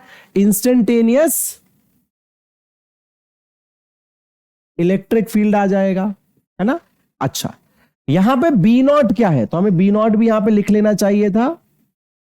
यहां पे बी नॉट क्या है? बी नॉट वो है बी का मैक्सिमम वैल्यू, बी मैक्स, जिसको हम कहते हैं एम्पलीट्यूड, है ना। किसी भी वेव का एम्पलीट्यूड कहां होता है? ये अगर आप वेव में देखो तो यहां होता है बी नॉट, ये बी नॉट है ना। इसी तरीके से यहां पे जहां पे कट करेगा वो ई नॉट होगा, मैक्सिमम वैल्यू इनकी। ये जैसे बी नॉट से माइनस बी नॉट के बीच में ऑसिलेट कर रहा है ये, ठीक। देख भी सकते हो, इसको 1 कर दोगे तो ये बी नॉट आ जाएगा। ओमेगा क्या है? ओमेगा यहां पे जो दिख रही है, ओमेगा क्या है? एंगुलर फ्रीक्वेंसी है। एंगुलर फ्रीक्वेंसी क्या है? किस स्पीड से वेव अपने पाथ को ट्रेवल कर रही है, वो वेव की वेलोसिटी नहीं, एंगल की वेलोसिटी। मतलब कि आप देखो, क्या हमें पता है कि ये जो चीज यहां पे जा रही है वो ये सर्कल में घूम रही है। आप देखो आप, तो इसमें घूमने वाले ओमेगा को हम कहते हैं एंगुलर वेलोसिटी, जो यहां वेव के टर्म्स में दिखती है, वो आपको दिया होगा। तो एंगुलर फ्रीक्वेंसी कहेंगे, लेकिन क्योंकि वेव है इसलिए। अच्छा, यहां पे टी भी एक चीज होती है, वो भी आप लिख सकते हैं। यहां पे टी क्या है? इंस्टेंटेनियस टाइम है ना, वो भी मैं यहां पे लिख देता हूं, जनरल टाइम है। ऑल्दो इन सब की जरूरत आपको पढ़ने नहीं वाली, लेकिन फिर भी। कैपिटल टी क्या है? अब क्वेश्चंस में गिवन होगा, यहां नहीं दिखेगा। कैपिटल टी क्या है? Time period. What is time period? एक चक्कर लगाने का टाइम। एक चक्कर लगाने का टाइम। यहीं से यहां से कितना एंगल होता है साइन वेव में? तो ये 0 डिग्री, ये 180, ये 2 पाई। ये छोटी छोटी बातें हैं, बहुत ज्यादा यूज नहीं आएंगी, लेकिन आप थोड़ा सा याद रख सकते हैं। तो टाइम पीरियड क्या होता है? Displacement upon velocity. कितनी डिस्प्लेसमेंट हुई एक चक्कर में? 360 डिग्री। कितने वेलोसिटी से? ओमेगा से। ठीक है, तो 2 पाई बाय ओमेगा। आपको ये रिलेशन बिल्कुल कट टू कट याद रखना है बेटा।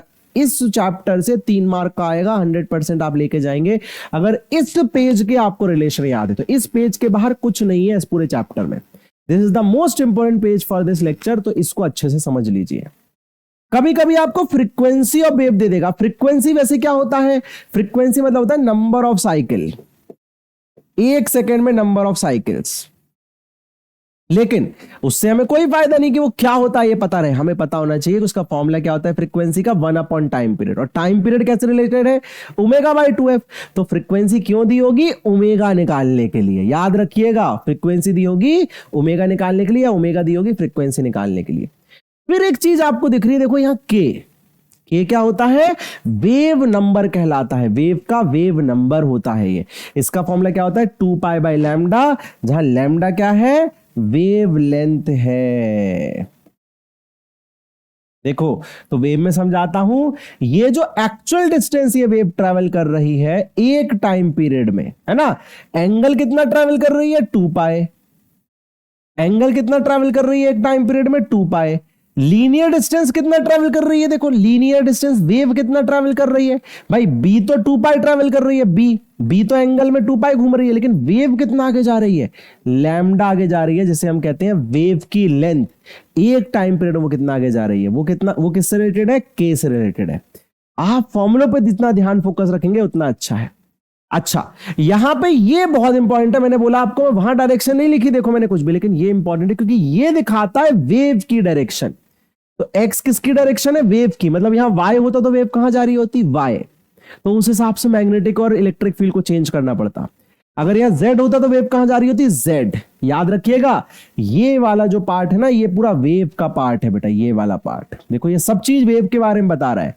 वेव की एंगुलर फ्रीक्वेंसी, वेव का लैम्डा बता रहा है वेव लेंथ, वेव का टाइम पीरियड निकालने में हेल्प करेगा ये हमें। तो देखो, सब वेव का है। और ये वेव की इंस्टेंटेनियस टाइम, वेव कहां है, और वेव की इंस्टेंटेनियस पोजीशन। तो वेव की डायरेक्शन यहां से समझ आती कि वेव किस डायरेक्शन में ट्रैवल कर रही है। ठीक, अब अगर आपको मैं डायरेक्शन का सेंस बताऊं तो उसका ये लॉ है जो है डायरेक्शन रिलेशंस। मतलब इलेक्ट्रिक फील्ड, मैग्नेटिक फील्ड और वेव, अब 3 चीजें हो गई, उनका कैसे रिलेशन बनाएंगे? तो बहुत सिंपल रिलेशन है बेटा। मैग्नेटिक फील्ड या बी, वेव और इलेक्ट्रिक फील्ड में ये रूल चलता है नहीं, ये रूल चलता है। आप देखिए, बस जो क्रॉस प्रोडक्ट रूल होता है ना, वो इस फ्लो में फॉलो होता है। बिल्कुल सिंपल है।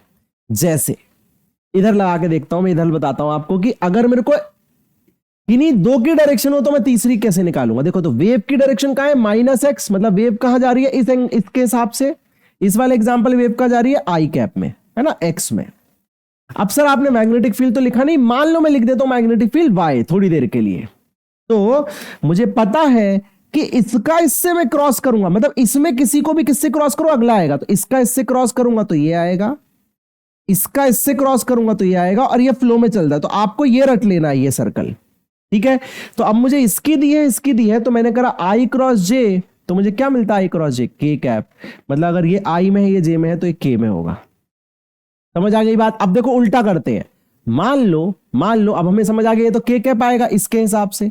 मान लो उल्टा होता, मान लो ये आपका दिया होता I कैप, ये आपका दिया होता जे कैप, तो कैसे करते देखो जरा। अब देखो उसने क्या करा, वेव की डायरेक्शन दे दी, वेव एक्स में है लेकिन इलेक्ट्रिक फील्ड वाई में बोल दे, तो कैसे निकालते? तो मैंने ये सर्कल दिया है ना, तो आप कैसे सोचोगे? या तो आप ऐसे सोचोगे किसका क्रॉस करें, आई में किसका क्रॉस करें कि जे आए, या फिर इस सर्कल को फॉलो कर लो, क्यों दिमाग लगा रहे हो? तो जे क्रॉस आई क्या आएगा बताओ, क्या आता है जे क्रॉस आई? तो जे के बाद आई, तो आई जे के, तो जे क्रॉस आई, तो इसके लिए आप क्या करना पड़ेगा, आपको ये वाला रूल भी थोड़ा सा याद रखना पड़ेगा, आई जे के रूल, आई जे के रूल। तो जे क्रॉस आई उल्टा गए तो माइनस के कैप, याद है ना ये क्रॉस प्रोडक्ट रूल, ये बहुत हमने यूज किया है इस साल। तो क्या आएगा, माइनस के कैप। किसकी आएगी? जिसकी बची थी, तो इसकी आएगी माइनस के कैप। आई होप आपको ये बात समझ आ रही है कि रूल क्या फॉलो करना है। तो ये सर्कल अगर आप फॉलो करेंगे, ये सर्कल, और अगर ये क्रॉस प्रोडक्ट रूल आपने दोनों चीज अच्छे से लगा दी, तो आप आगे के क्वेश्चन सारे कर पाएंगे। अभी हम क्वेश्चन बनाएंगे तो आपको समझ आएगा। एक और लास्ट और बहुत इंपॉर्टेंट रिलेशन है, वो है ई नॉट और बी नॉट के बीच का रिलेशन, जो होता है E naught is equal to C B naught. Electric field के मैग्नीट्यूड, इलेक्ट्रिक फील्ड के एम्पलीट्यूड और मैग्नेटिक फील्ड के एम्पलीट्यूड के बीच का रिलेशन। इस पेज को आराम से देख लीजिए, अच्छे से पढ़ लीजिए, क्योंकि अब हर क्वेश्चन जो इस चैप्टर का है वो इस पेज से आप इजीली कर पाएंगे। जैसे कि ये क्वेश्चन क्या कह रहा है, क्वेश्चन देखिए, a plane electromagnetic wave of frequency 25 capital M है, मतलब mega hertz, travels in free space along X direction. कहां ट्रेवल कर रही है? एक्स डायरेक्शन में ट्रेवल की। तो वेव कहां जा रही है? एक्स में जा रही, आई कैप में। At a particular point of space electric field की वैल्यू दी है, व्हाट इज द बी। तो बी का वेक्टर बताना है आपको कितना होगा, तो आपको पता है भाई बी का वेक्टर होगा बी नॉट। अब आपको देखो उसमें पूरे के पूरे इक्वेशन नहीं बतानी है आपको ना, साइन ओमेगा टी वाला पार्ट नहीं बताना, तो आपको ये बताना है और डायरेक्शन बताना है। आपको पता है B naught is equal to क्या होता है, E naught equal to C B naught, E naught equal to C B naught. तो यहां पे बी नॉट क्या हो जाएगा, ई नॉट बाय सी। सी आपको पता ही है क्या होता है, 3 इंटू 10 की पावर 8 मीटर पर सेकेंड। इसको सॉल्व कर लीजिए तो यह जाएगा आपका 2.1 इंटू 10 की पावर माइनस 8। तो यह आ गया 2.1 इंटू 10 की पावर माइनस 8 टेस्ला। और अब डायरेक्शन कैसे निकालेंगे, अभी आपको सिखाया था, wave, magnetic field, electric field. किस किस की डायरेक्शन दे रखी है, वेव की दे रखी है आई कैप, और मैग्नेटिक फील्ड, इलेक्ट्रिक फील्ड की दे रखी है जे कैप। अभी ये पढ़ने किया था जे क्रॉस आई, तो अपन को पता है जब हम जे क्रॉस आई करते हैं तो आंसर आता है माइनस के कैप। आई क्रॉस जे करते हैं तो के कैप, जे क्रॉस आई करते हैं तो माइनस के कैप, क्रॉस प्रोडक्ट रूल से। तो ये आ गया माइनस के कैप, ये आपका आंसर आ गया, देखिए। ठीक है, ये क्वेश्चन पक्का आने की पॉसिबिलिटी है, प्लीज इसको अच्छे से कर लीजिएगा। चलिए अब देखिए, एक क्वेश्चन उसने सब पूछ लिया, 8.8 बैक साइज का क्वेश्चन है, सब कुछ पूछ लिया। Suppose that electric field amplitude इतना है एंड फ्रीक्वेंसी इतनी है, डिटरमाइन बी नॉट, के, ओमेगा, सब कुछ। देखिए तो सबसे पहले हम करते हैं बी नॉट। हमें पता है बी नॉट इक्वल टू होता है ई नॉट बाय सी। तो 120 इंटू अपॉन 3 इंटू 10 की पावर 8, यह जाएगा 40 इंटू 10 की पावर माइनस 8, या फिर 4 इंटू 10 की पावर माइनस 7 टेस्ला, पहला। ठीक है, सेकंड आ जाएगा आपका ओमेगा। ओमेगा इक्वल टू, मैंने अभी आपको बताया था, omega equal to 2 pi F होता है ना। Omega equal to 2 pi by T होता है, याद होगा आपको, है ना। Velocity equal to displacement upon time, और 1 अपॉन टाइम को हम फ्रीक्वेंसी लिख देते हैं, तो जाएगा 2 इंटू 22/7, या फिर 3.14 इंटू 50 मेगा हर्ट्स। इसको हम सॉल्व करते हैं जल्दी से, तो ये 100 आ जाएगा, तो 100 आ जाएगा तो 3.14 इंटू 10 की पावर 8 हो जाएगा ये। ठीक है ना, ओमेगा रेडियन पर सेकंड में इसका आंसर आता है ओमेगा का। अच्छा जी, फिर आपसे पूछा है के, देखिए अब k कैसे निकालेंगे, तो पहले लैम्डा निकालना पड़ेगा तभी हम k निकाल पाएंगे। तो k की वैल्यू आएगी 2 पाई बाय लैम्डा, अभी हमने सीखा था। पहले हम लैम्डा निकाल लेते हैं। तो लैम्डा आता है, लैम्डा क्या है, डिस्प्लेसमेंट है एक टाइम पीरियड में। तो क्या मैं उसको लिख सकता हूं डिस्प्लेसमेंट को वेलोसिटी इनटू टाइम। वेलोसिटी कितनी होती है इसकी, इलेक्ट्रोमैग्नेटिक वेव है तो वेलोसिटी स्पीड ऑफ लाइट होती है। टाइम कितना दे रखा है आपको, टाइम दे रखा है 1 अपॉन फ्रीक्वेंसी, तो 1 अपॉन 50 इंटू 10⁶। ठीक है जी। तो ये आ जाएगा आपका, ये आपका 10⁻2 बना, 300 बचा तो 6 आ जाएगा, 6 मीटर्स ऐसा यूनिट में। तो ये जाएगा 2 इंटू 3.14 अपॉन 6, 1.02 है ना। 3 2 जा, अच्छा 3 2 जा 6 नहीं, 3 2 जा सॉरी 1.04 है ना, 1.04 के आसपास आ जाएगा के मीटर इनवर्स में आंसर आएगा। आई होप कैलकुलेशन में कहीं कोई मिस्टेक नहीं हुई हो। अब हमसे पूछ रहा है एक्सप्रेशन पूछ रहा है, तो फिफ्थ में पूछ रहा है एक्सप्रेशन, तो ई का एक्सप्रेशन क्या आएगा, वो आएगा ई नॉट साइन। अब देखो वेव कहां जा रही है, वेव कहां जा रही है इसने बताया नहीं हमें कहां जा रही है वेव, है ना। So that electric field amplitude of electro. अब देखो अब क्योंकि इसने नहीं बताया है तो हम कुछ कर नहीं सकते, तो हम क्या करेंगे, पॉजिटिव एक्स में जाता हुआ मान लेंगे। ये सारी वैल्यूज आप रख सकते हो इसमें, ठीक है। लेकिन इस हिसाब से आप क्या करना है, इसकी वैल्यू इसमें सही लिखना है। जैसे ये तो अपन ने सब निकाल ही लिया है, ये वाला पार्ट तो चेंज ही नहीं होता दोनों में, है ना। तो अगर मैंने इसको x में माना है तो इसको y में मान लेता हूं, उसको z में मान लेता हूं। यही कर सकते हैं क्योंकि यहां पे कुछ भी इंफॉर्मेशन हमें गिवन नहीं थी। ठीक है जी, चलिए इस क्वेश्चन की बात करते हैं। देखिए मैंने सारे जितने इंपॉर्टेंट क्वेश्चन है सब ले लिया कि आपका कुछ भी ना छूटे। अब इक्वेशन से चीजें निकलवाएगा वो, अभी चीजों से इक्वेशन लिखवा रहा था, इक्वेशन से चीजें। आप घबराइएगा मत कि सर आपको एक्स और ये कैसे पता चला, बेटा किसी को नहीं पता चला, वो कहीं नहीं दिया है क्वेश्चन में। तो हमने क्या मान लिया, हमने खुद ही उसको अज्यूम कर लिया थोड़ी देर के लिए, है ना। ई नॉट बी नॉट की वैल्यू निकाल ली थी, ओमेगा ओमेगा सब निकाल लिया, हमें ये नहीं पता चल पाएगा बस ये एक्स और ये, तो ये हमने खुद से अपना एक सेट ऑफ लिख दिया उस रूल को फॉलो करते हुए जो हमें पता था।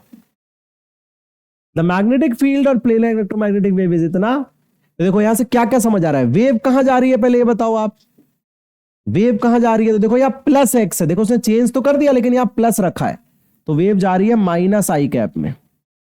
मैग्नेटिक फील्ड कहां जा रही है, देखो आप जे कैप में, है ना। तो ये तो हमने पहले लिख लिया। व्हाट इज द वेवलेंथ, सबसे पहले पूछ रहा है वेवलेंथ कितना है, तो लैम्डा कितना होता है, 2 पाई बाय के होता है, क्योंकि K equal to 2 pi by lambda होता है।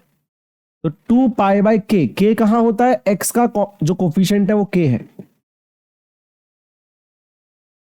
तो 1/2 4 हो गया, 4 इंटू 3.14 इंटू 10⁻³ ये आपका आंसर आ गया। इसको जल्दी सॉल्व कर लीजिए, 16 4 1 जा 4 5 12.56 इंटू 10⁻³ या फिर 126 इंटू 10⁻²।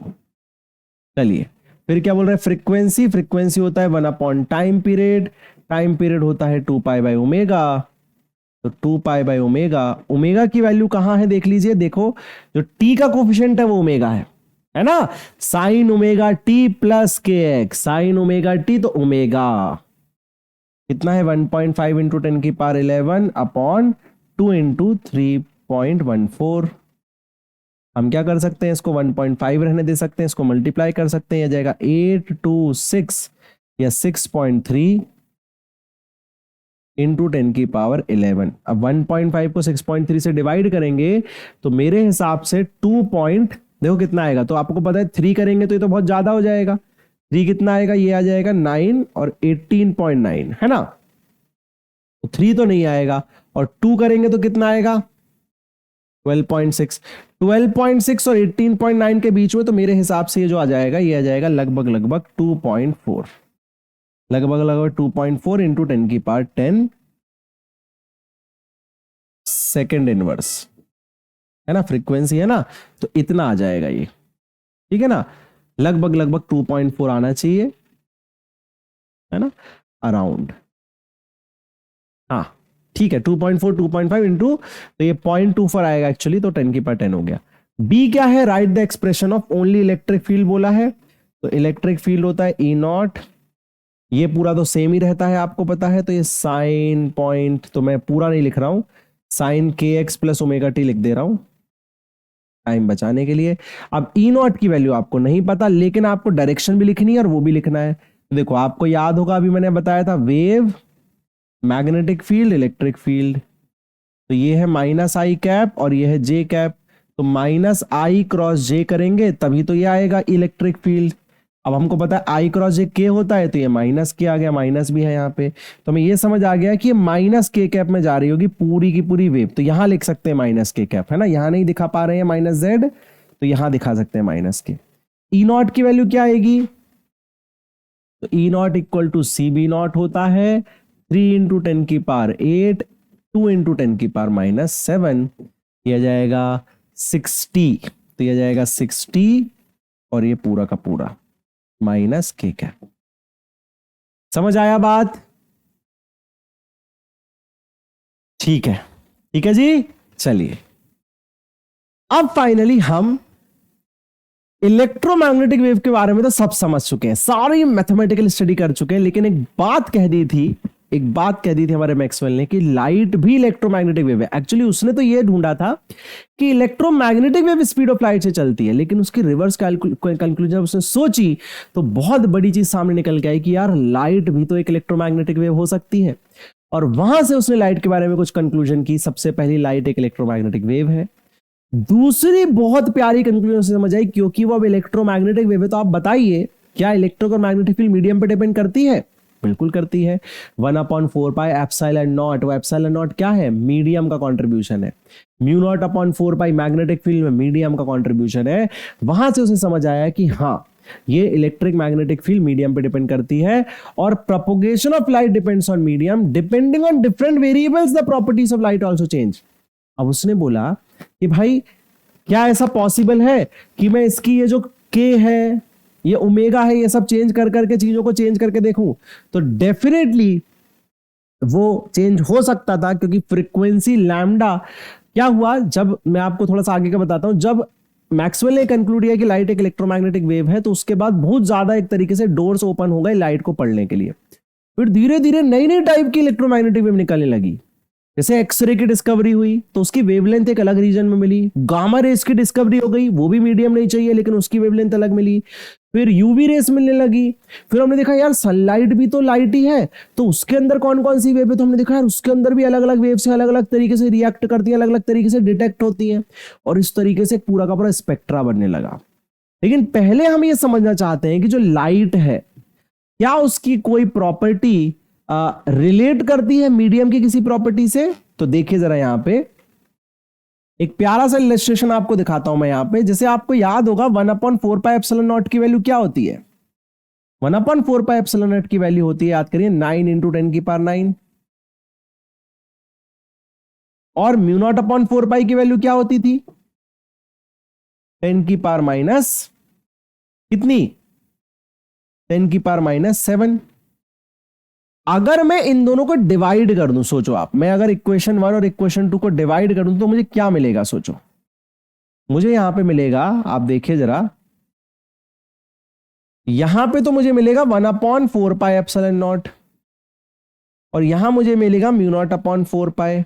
4π से 4π गया, मुझे यहां मिल गया क्या? मुझे मिल गया ε0 mu naught is equal to, यहां क्या मिल रहा है? देखो, यहां पे मुझे ये इसके डिवाइड में आएगा, ऊपर चलेगा, ये मिल रहा है 9 × 10⁻16।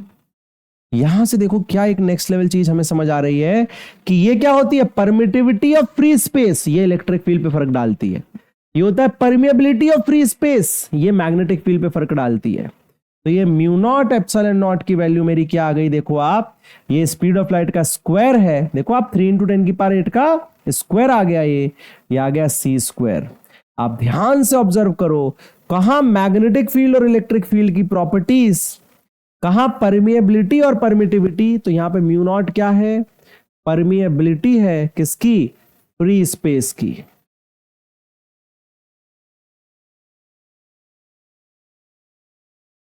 एप्सिलॉन नॉट क्या है? परमिटिविटी है फ्री स्पेस की। आप देखिए वो भी लाइट की एक क्वांटिटी से रिलेट करती है, इसको हम स्पीड ऑफ लाइट कहते हैं, और हमारा यहाँ फॉर्मूला बन जाता है speed of light is equal to 1/μ0 ε0। Very very important conclusion जो मैक्सवेल कहना चाह रहा था कि हां, मीडियम से लाइट के वेलोसिटी या प्रॉपर्टी से फर्क करता है। कैसे? अगर मैं मान लीजिए इसको फॉर एनी जनरल मीडियम लिखूं, फॉर एनी जनरल मीडियम, तो क्या मैं ऐसा लिख सकता हूं किसी जनरल मीडियम के लिए कि velocity of light in medium, अभी तो वैक्यूम में था तो वैक्यूम की क्वांटिटीज आ गई, क्या मैं इसको लिख सकता हूं? वो ये आ जाएगा 1/μ मीडियम अपॉन एप्सिलॉन मीडियम। सोचिए, और velocity of light in vacuum क्या होता है? 1/μ वैक्यूम फ्री स्पेस अपॉन ये। अगर मैं इन दोनों को डिवाइड कर दूं फिर से, velocity of light in medium upon C, या फिर मैं सी को डिवाइड कर दूं velocity of light in medium से, जो कि आ रहा है, देखो कितना, कैसे कितना आएगा ये, तो आएगा 1/μ0 एप्सिलॉन नॉट, और हो जाएगा 1/μ medium epsilon naught, mu medium epsilon medium. ठीक है, इसको ऊपर ले जाओ, यह आ जाएगा under root of mu medium upon mu naught epsilon medium upon epsilon naught. इसको मैं चाहूं तो लिख सकता हूं mu of relative epsilon relative, relative permeability और रिलेटिव परमिटिविटी। अब ध्यान से देखना, क्या आपको याद है कि ये चीज 10th क्लास में किसके इक्वल थी? देखो लाइट जब हम पढ़ेंगे तो मैं इसको फिर से पढ़ाऊंगा, चिंता मत करना, डू नॉट वरी, लेकिन इतना तो आपको याद होगा कि इसी चीज को velocity of light in vacuum upon velocity of light in medium को हम बोलते थे रिफ्रैक्टिव इंडेक्स ऑफ मीडियम। क्या आपको याद है? इसको हम रिफ्रैक्टिव इंडेक्स ऑफ मीडियम कहते थे, refractive index of medium.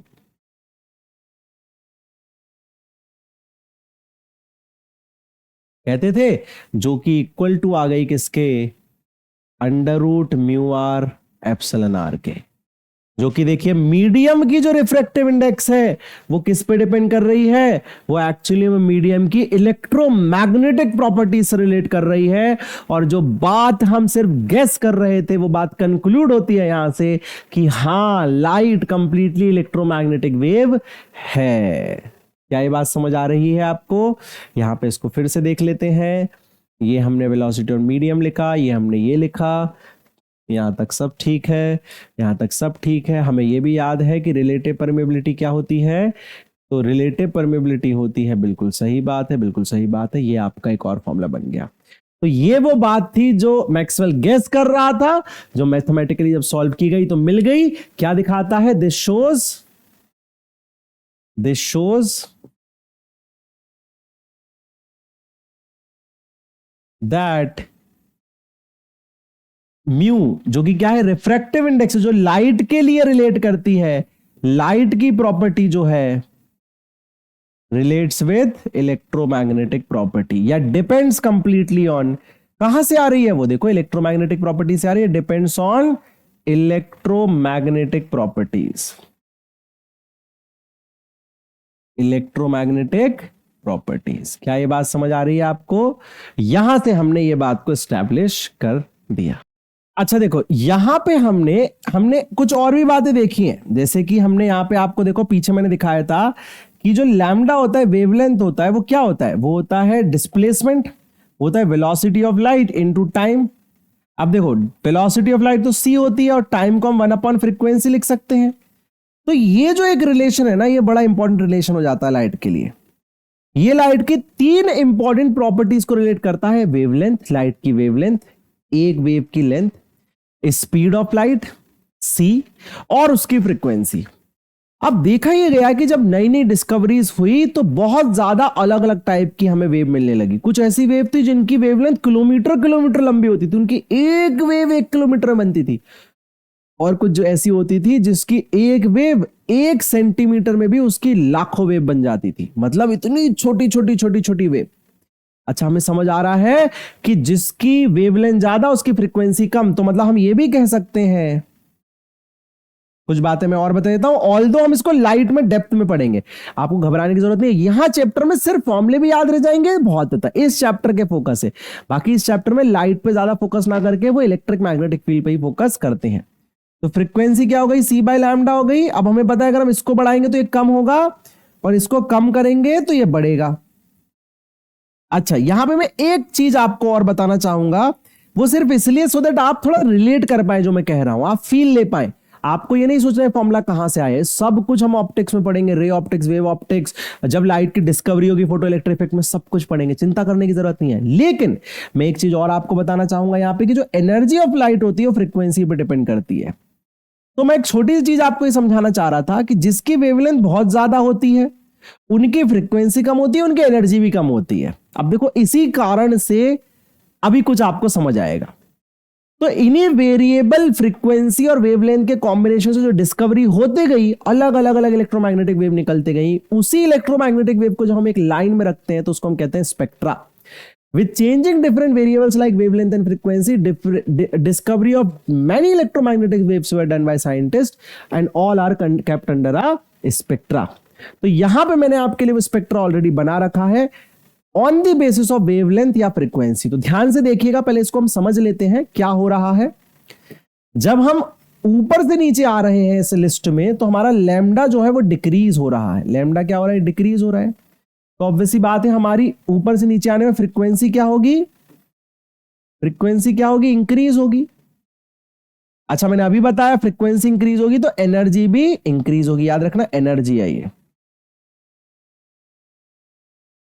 Energy भी क्या होगी, इंक्रीज होगी। अब बहुत ध्यान से देखना, जहां पे एनर्जी ज्यादा है आप अपने आप देखेंगे वो आपको ज्यादा नुकसान पहुंचाएगी। जैसे मैं रिलेट करता हूं आपको अल्ट्रावायलेट से, तो आपने बहुत सुना होगा UV rays, UV rays, UV rays. जी हाँ, यूवी रेस इतनी खतरनाक होती है, आपको मैं बता दूं कि अगर वो आप पे डायरेक्टली पड़ जाती है तो आपकी स्किन को बर्न कर सकती है, इतनी एनर्जी होती है। इसका मतलब एक्सरे तो सर उससे ज्यादा एनर्जी वाली होती होगी। बिल्कुल, एक्सरे इतनी एनर्जी रखती है। अब जरूरी नहीं वो बर्न ही करे, हर चीज में हो सकता है हीट एनर्जी ज्यादा ना हो, लेकिन उसकी एनर्जी इतनी ज्यादा होती है कि वो आपकी बॉडी को पेनिट्रेट कर देती है। और किस लिए यूज होती है बताइए, यूज होती है आपकी बॉडी के अंदर स्केलेटन देखने के लिए, हड्डियां देखने के लिए, क्योंकि वो फ्लैश को तो आर पार निकल जाती है, वो हड्डियों से रिफ्लेक्ट बैक करती है। गामा रेस इतनी स्ट्रांग होती है कि अगर आपकी बॉडी पे पड़ेगी तो वो आपकी बॉडी पे बिल्कुल होल कर सकती है। गामा रेस इतनी स्ट्रांग होती है कि वो एल्यूमिनियम जैसी चीजों में भी होल कर देती है, इतनी स्ट्रांग एनर्जी होती है। नीचे जाने पे देखिए फ्रीक्वेंसी बढ़ रही है। तो ये जो रेंज है, अच्छा वहीं पे एक रेडियो वेव है। देखो रेडियो वेव की फ्रीक्वेंसी क्या है, इतनी है, लेकिन देखो वेवलेंथ कितनी ज्यादा है, 600 मीटर है इसकी वेवलेंथ। 600 मीटर में एक आधे किलोमीटर में एक वेव बनती है। जितनी ज्यादा लैम्डा उतनी कम फ्रीक्वेंसी, जितनी कम फ्रीक्वेंसी उतनी कम एनर्जी। इसलिए आपके आसपास रेडियो वेव्स, मोबाइल वेव्स इतनी ज्यादा है और आपको फर्क नहीं पड़ रहा है। फर्क तो पड़ता है, ऐसा नहीं पड़ता है भाई, फोन यूज करने से डेफिनेटली फर्क पड़ता है, लेकिन बहुत कम एनर्जी होती है उनकी। इसलिए हमने उनको बेस बनाया ट्रांजिशनल कैरियर के लिए, सिग्नल्स के लिए। सिग्नल्स उनके ऊपर बिठाए हमने। अब सिग्नल क्या होते हैं उसको हम सेमीकंडक्टर में समझेंगे, या जो भी इंफॉर्मेशन है उसको हमने किसको यूज किया, उसमें कौन सी वेव यूज करी, रेडियो वेव यूज करी, रेडियो एनर्जी यूज करी। माइक्रोवेव जो होती है उनकी एनर्जी डिसेंटली हाई होती है, मतलब बहुत ज्यादा हाई नहीं होती, लेकिन उनमें हीट वाला पार्ट थोड़ा ज्यादा होता है। वो अपने अंदर से हीट बहुत ज्यादा अच्छे से निकाल सकते हैं, इसलिए आप उसको अवन बनाने के लिए यूज करते हैं। इंफ्रारेड को आप यूज करते हैं। इंफ्रारेड नॉर्मली, इंफ्रारेड जो रेज होती है वो भी हीट रखती हैं, इसलिए इंफ्रारेड कैमरा रात में फोटोग्राफी के लिए यूज होते हैं, क्योंकि रात में आपको लाइट तो कोई पड़ नहीं सकती, तो लाइट तो दिखेगी नहीं, लेकिन आप हीट मैप बना सकते हैं, हीट कैप्चर कर सकते हैं। तो आपने देखा होगा डिस्कवरी पे कभी कि वो इंफ्रारेड कैमरे से जानवर को देखते हैं, तो जानवर उनको एग्जैक्टली नहीं दिखते, लेकिन उसकी हीट से पता चल जाता है कि वहां जानवर है। विजिबल लाइट दुनिया की सबसे इंपॉर्टेंट लाइट है, वो दुनिया को इल्यूमिनेट करती है। हमें जो दुनिया दिख रही है वो सिर्फ इसके लिए दिख रही है, इस कारण से दिख रही है। ये सारी की सारी हमें विजिबल आइज से नहीं दिखती है, फील हो सकती है। एक्सरे अपना काम दिखा सकती है, गामा रे तो फील करके आप में होल कर सकती है, अल्ट्रावायलेट आपका हाथ जला सकती है, माइक्रोवेव आप हीट देखा ही आपने, माइक्रोवेव में फील हो सकती है, लेकिन विजिबल लाइट को आप देख भी सकते हो, रियर रेंज को आप देख भी सकते हो। इसी विजिबल लाइट के अंदर पूरा का पूरा क्या आता है, इसी विजिबल लाइट के अंदर विवग्योर आता है। तो नीचे से स्टार्ट होता है विवग्योर और ऊपर की तरफ लैम्डा क्या होता है, बढ़ता है। तो ऊपर लैम्डा ज्यादा है ना, तो ऊपर लैम्डा बढ़ता है, नीचे फ्रीक्वेंसी बढ़ती है। ठीक है, ऊपर लैम्डा बढ़ता है, नीचे फ्रीक्वेंसी बढ़ती है। कैसे प्रोड्यूस होती है मैंने आपको ये लिस्ट बता दी है, ये आपके लिए है, आप इसको 2 से 3 बार देख लेंगे और अच्छे से इनको रिवाइज कर लेंगे सो दैट आपको ये बात याद रहे। इसमें स्टार में बना देता हूं जो आपको याद रहनी चाहिए। आपको सबसे ज्यादा आज के समय में एक्सरे याद होना चाहिए, आपको गामा रेस याद होनी चाहिए क्योंकि ये कैंसर में बहुत यूज हो रही है, आपको रेडियो वेव याद होनी चाहिए, माइक्रोवेव याद होनी चाहिए कि कैसे ये प्रोड्यूस हुई है, कैसे इनको आप लैब के अंदर प्रोड्यूस कर सकते हैं, ये आपको याद होना चाहिए। यहां पे मैंने आपके लिए जो मैंने यूजेस बताया उनको लिख दिया है कि गामा रे का क्या यूज है। देखिए कैंसर ट्रीटमेंट में यूज होता है, एक्सरे किसके लिए यूज होता है, फ्रैक्चर ऑफ बोन्स उन सबको देखने के लिए यूज होता है, हिडन बुलेट है ना, क्योंकि वो फ्लैश के तो आर पार चली जाती है, सॉलिड बॉडी से बाहर वापस पड़ के जाती है। अल्ट्रावायलेट रेज का यूज क्या है, तो आपने देखा होगा भी कोविड के टाइम हम अल्ट्रावायलेट को बैक्टीरिया किल करने के लिए यूज कर रहे थे, याद है, स्कैनर होते थे उसमें अल्ट्रावायलेट लाइट होती थी तो बैक्टीरिया को किल करने के लिए यूज होता है। विजिबल लाइट तो दुनिया देखने के लिए यूज होता है और जितनी भी चीजें जो देखने के लिए यूज होती है उनमें यूज होता है। इंफ्रारेड जो होती है मैंने आपको बताया कैमरा के लिए यूज होता है ना, कैमरा बनाने के लिए। इवन इंफ्रारेड क्योंकि उनमें थोड़ा अच्छा हीट का पार्ट होता है, तो जो आपने देखा होगा आप फिजियोथेरेपिस्ट के पास जाते हैं तो जो वो हीट पैड लगाता है उसमें इंफ्रारेड वेव्स ही निकलती हैं जो आपको हीटिंग करती हैं, तो वाइब्रेशन के साथ हीटिंग होती है। माइक्रोवेव आपको पता है वो उसमें थोड़ी ज्यादा हीट होती है रिलेटिवली, सॉरी थोड़ी कम हीट होती है रिलेटिवली, तो वो क्या करती है, वो आपको यूज करती है, वो आपको हेल्प करती है फूड कुक करने में या कोई चीज गर्म करने में। ठीक है, ये मैंने आपको यहां पे बता दिया। चलिए एक क्वेश्चन देखते हैं, व्हाट फिजिकल क्वांटिटी। अब इसके बाद एक क्वेश्चन है वो एक्चुअली में बहुत इंपॉर्टेंट क्वेश्चन है, पता है क्यों, क्योंकि वो जो डेरिवेशन है वो आपके एनसीईआरटी में नहीं दिया और क्वेश्चन में पूछा गया है, इसलिए प्लीज लास्ट क्वेश्चन जरूर देखिएगा। What physical quantity is the same for X-rays of wavelength 10 की, इसके बाद वो क्वेश्चन आएगा 10 की पावर -10 रेड लाइट, कौन सी फिजिकल क्वांटिटी सेम है। तो देखिए ध्यान सुनिएगा, ये वैसे ऑप्टिक्स में आता है ये कॉन्सेप्ट, लेकिन आप बस याद रखिए इस क्वेश्चन को मैं डायरेक्टली समझा देता हूं कि फ्रीक्वेंसी कांस्टेंट रहती है बेटा, ये आप याद रखिए हर लाइट की। ठीक है, जो वेलोसिटी होती है वो मीडियम पे डिपेंड करती है इस तरीके से, velocity of light in vacuum upon refractive index, तो रिफ्रैक्टिव इंडेक्स आपको याद है हर मीडियम की मीडियम पे डिपेंड करेगी, तो वेलोसिटी अलग होगी और लैम्डा भी अलग होगा, मतलब वैक्यूम में जो भी लैम्डा आएगा उससे मीडियम का जो लैम्डा होगा वो डिफरेंट होगा, लेकिन फ्रीक्वेंसी कांस्टेंट होती है। तो ये क्वेश्चन मैंने इसलिए डाला क्योंकि ये कहीं दिया नहीं था लेकिन क्वेश्चन में पूछ लिया गया, तो आपको बस इतना याद रखना है फ्रीक्वेंसी कांस्टेंट होती है। घबराएंगे नहीं, हम अभी पूरा लाइट पढ़ने वाले हैं जहां हर चीज डिटेल में होगी। तो चलिए, तो लास्ट जो क्वेश्चन है वो बहुत ही इंटरेस्टिंग क्वेश्चन है, इसके पहले 2 पार्ट बहुत आसान है जो आप कर सकते हैं, एनसीईआरटी क्वेश्चन है। In a plane electromagnetic wave the electric field oscillates sinusoidally with इतना फ्रीक्वेंसी, एम्पलीट्यूड दे रखा है इलेक्ट्रिक फील्ड का। व्हाट इज द वेवलेंथ, तो आपको पता है वेवलेंथ इज इक्वल टू होता है, अभी मैंने आपको बताया c बाय न्यू, c की वैल्यू 3 इंटू 10 की पावर 8 है, न्यू की वैल्यू 2 इंटू 10 की पावर 10 है, ये 1.5 इंटू 10 की पावर -2 आ जाएगा मीटर्स में। ठीक है, amplitude of oscillating magnetic field तो B naught is equal to E naught by C होता है, ई नॉट की वैल्यू आपकी 48 है, सी की वैल्यू 3 इंटू 10 की पावर 8 होती है, यह आ जाएगा 3 1 जा 3 3 6 जा 18 इंटू 10 की पावर -8 या फिर 1.6 इंटू 10 की पावर -7 टेस्ला। लेकिन last question is very important, so that the average energy density of electric field equals to average energy density of magnetic field। इससे एक दूसरी चीज मैं निकाल के आपको दिखाऊंगा, वो है average energy of electromagnetic wave. ये दोनों क्वेश्चन मैं आपको बताऊंगा, बहुत ही इंपॉर्टेंट है। और देखिए छुपा रुस्तम क्वेश्चन मानेंगे इसको हम, क्योंकि यहां छुपा हुआ है, कहीं नहीं दिया एनसीईआरटी में, और इससे क्वेश्चन आ जाता तो बच्चा एकदम घबरा जाता। तो मैं 2 चीजें निकाल के दिखाऊंगा, पहले तो ये शो करके दिखाऊंगा कि average energy density of electric field और मैग्नेटिक फील्ड दोनों की एवरेज एनर्जी सेम होती है, वो बोल रहा है, ये शो करके दिखाओ। दूसरा मैं आपको दिखाऊंगा कि average energy of electromagnetic wave क्या होती है, average energy of electromagnetic wave क्या होती है। देखिए, तो यहां मैंने आपके लिए इसको ऑलरेडी सॉल्व कर रखा है। एवरेज एनर्जी डेंसिटी क्या बोल रहा था, देखिए वो एवरेज एनर्जी डेंसिटी बोल रहा था, तो हम भी क्या निकालेंगे, एनर्जी डेंसिटी की कैलकुलेशन करेंगे।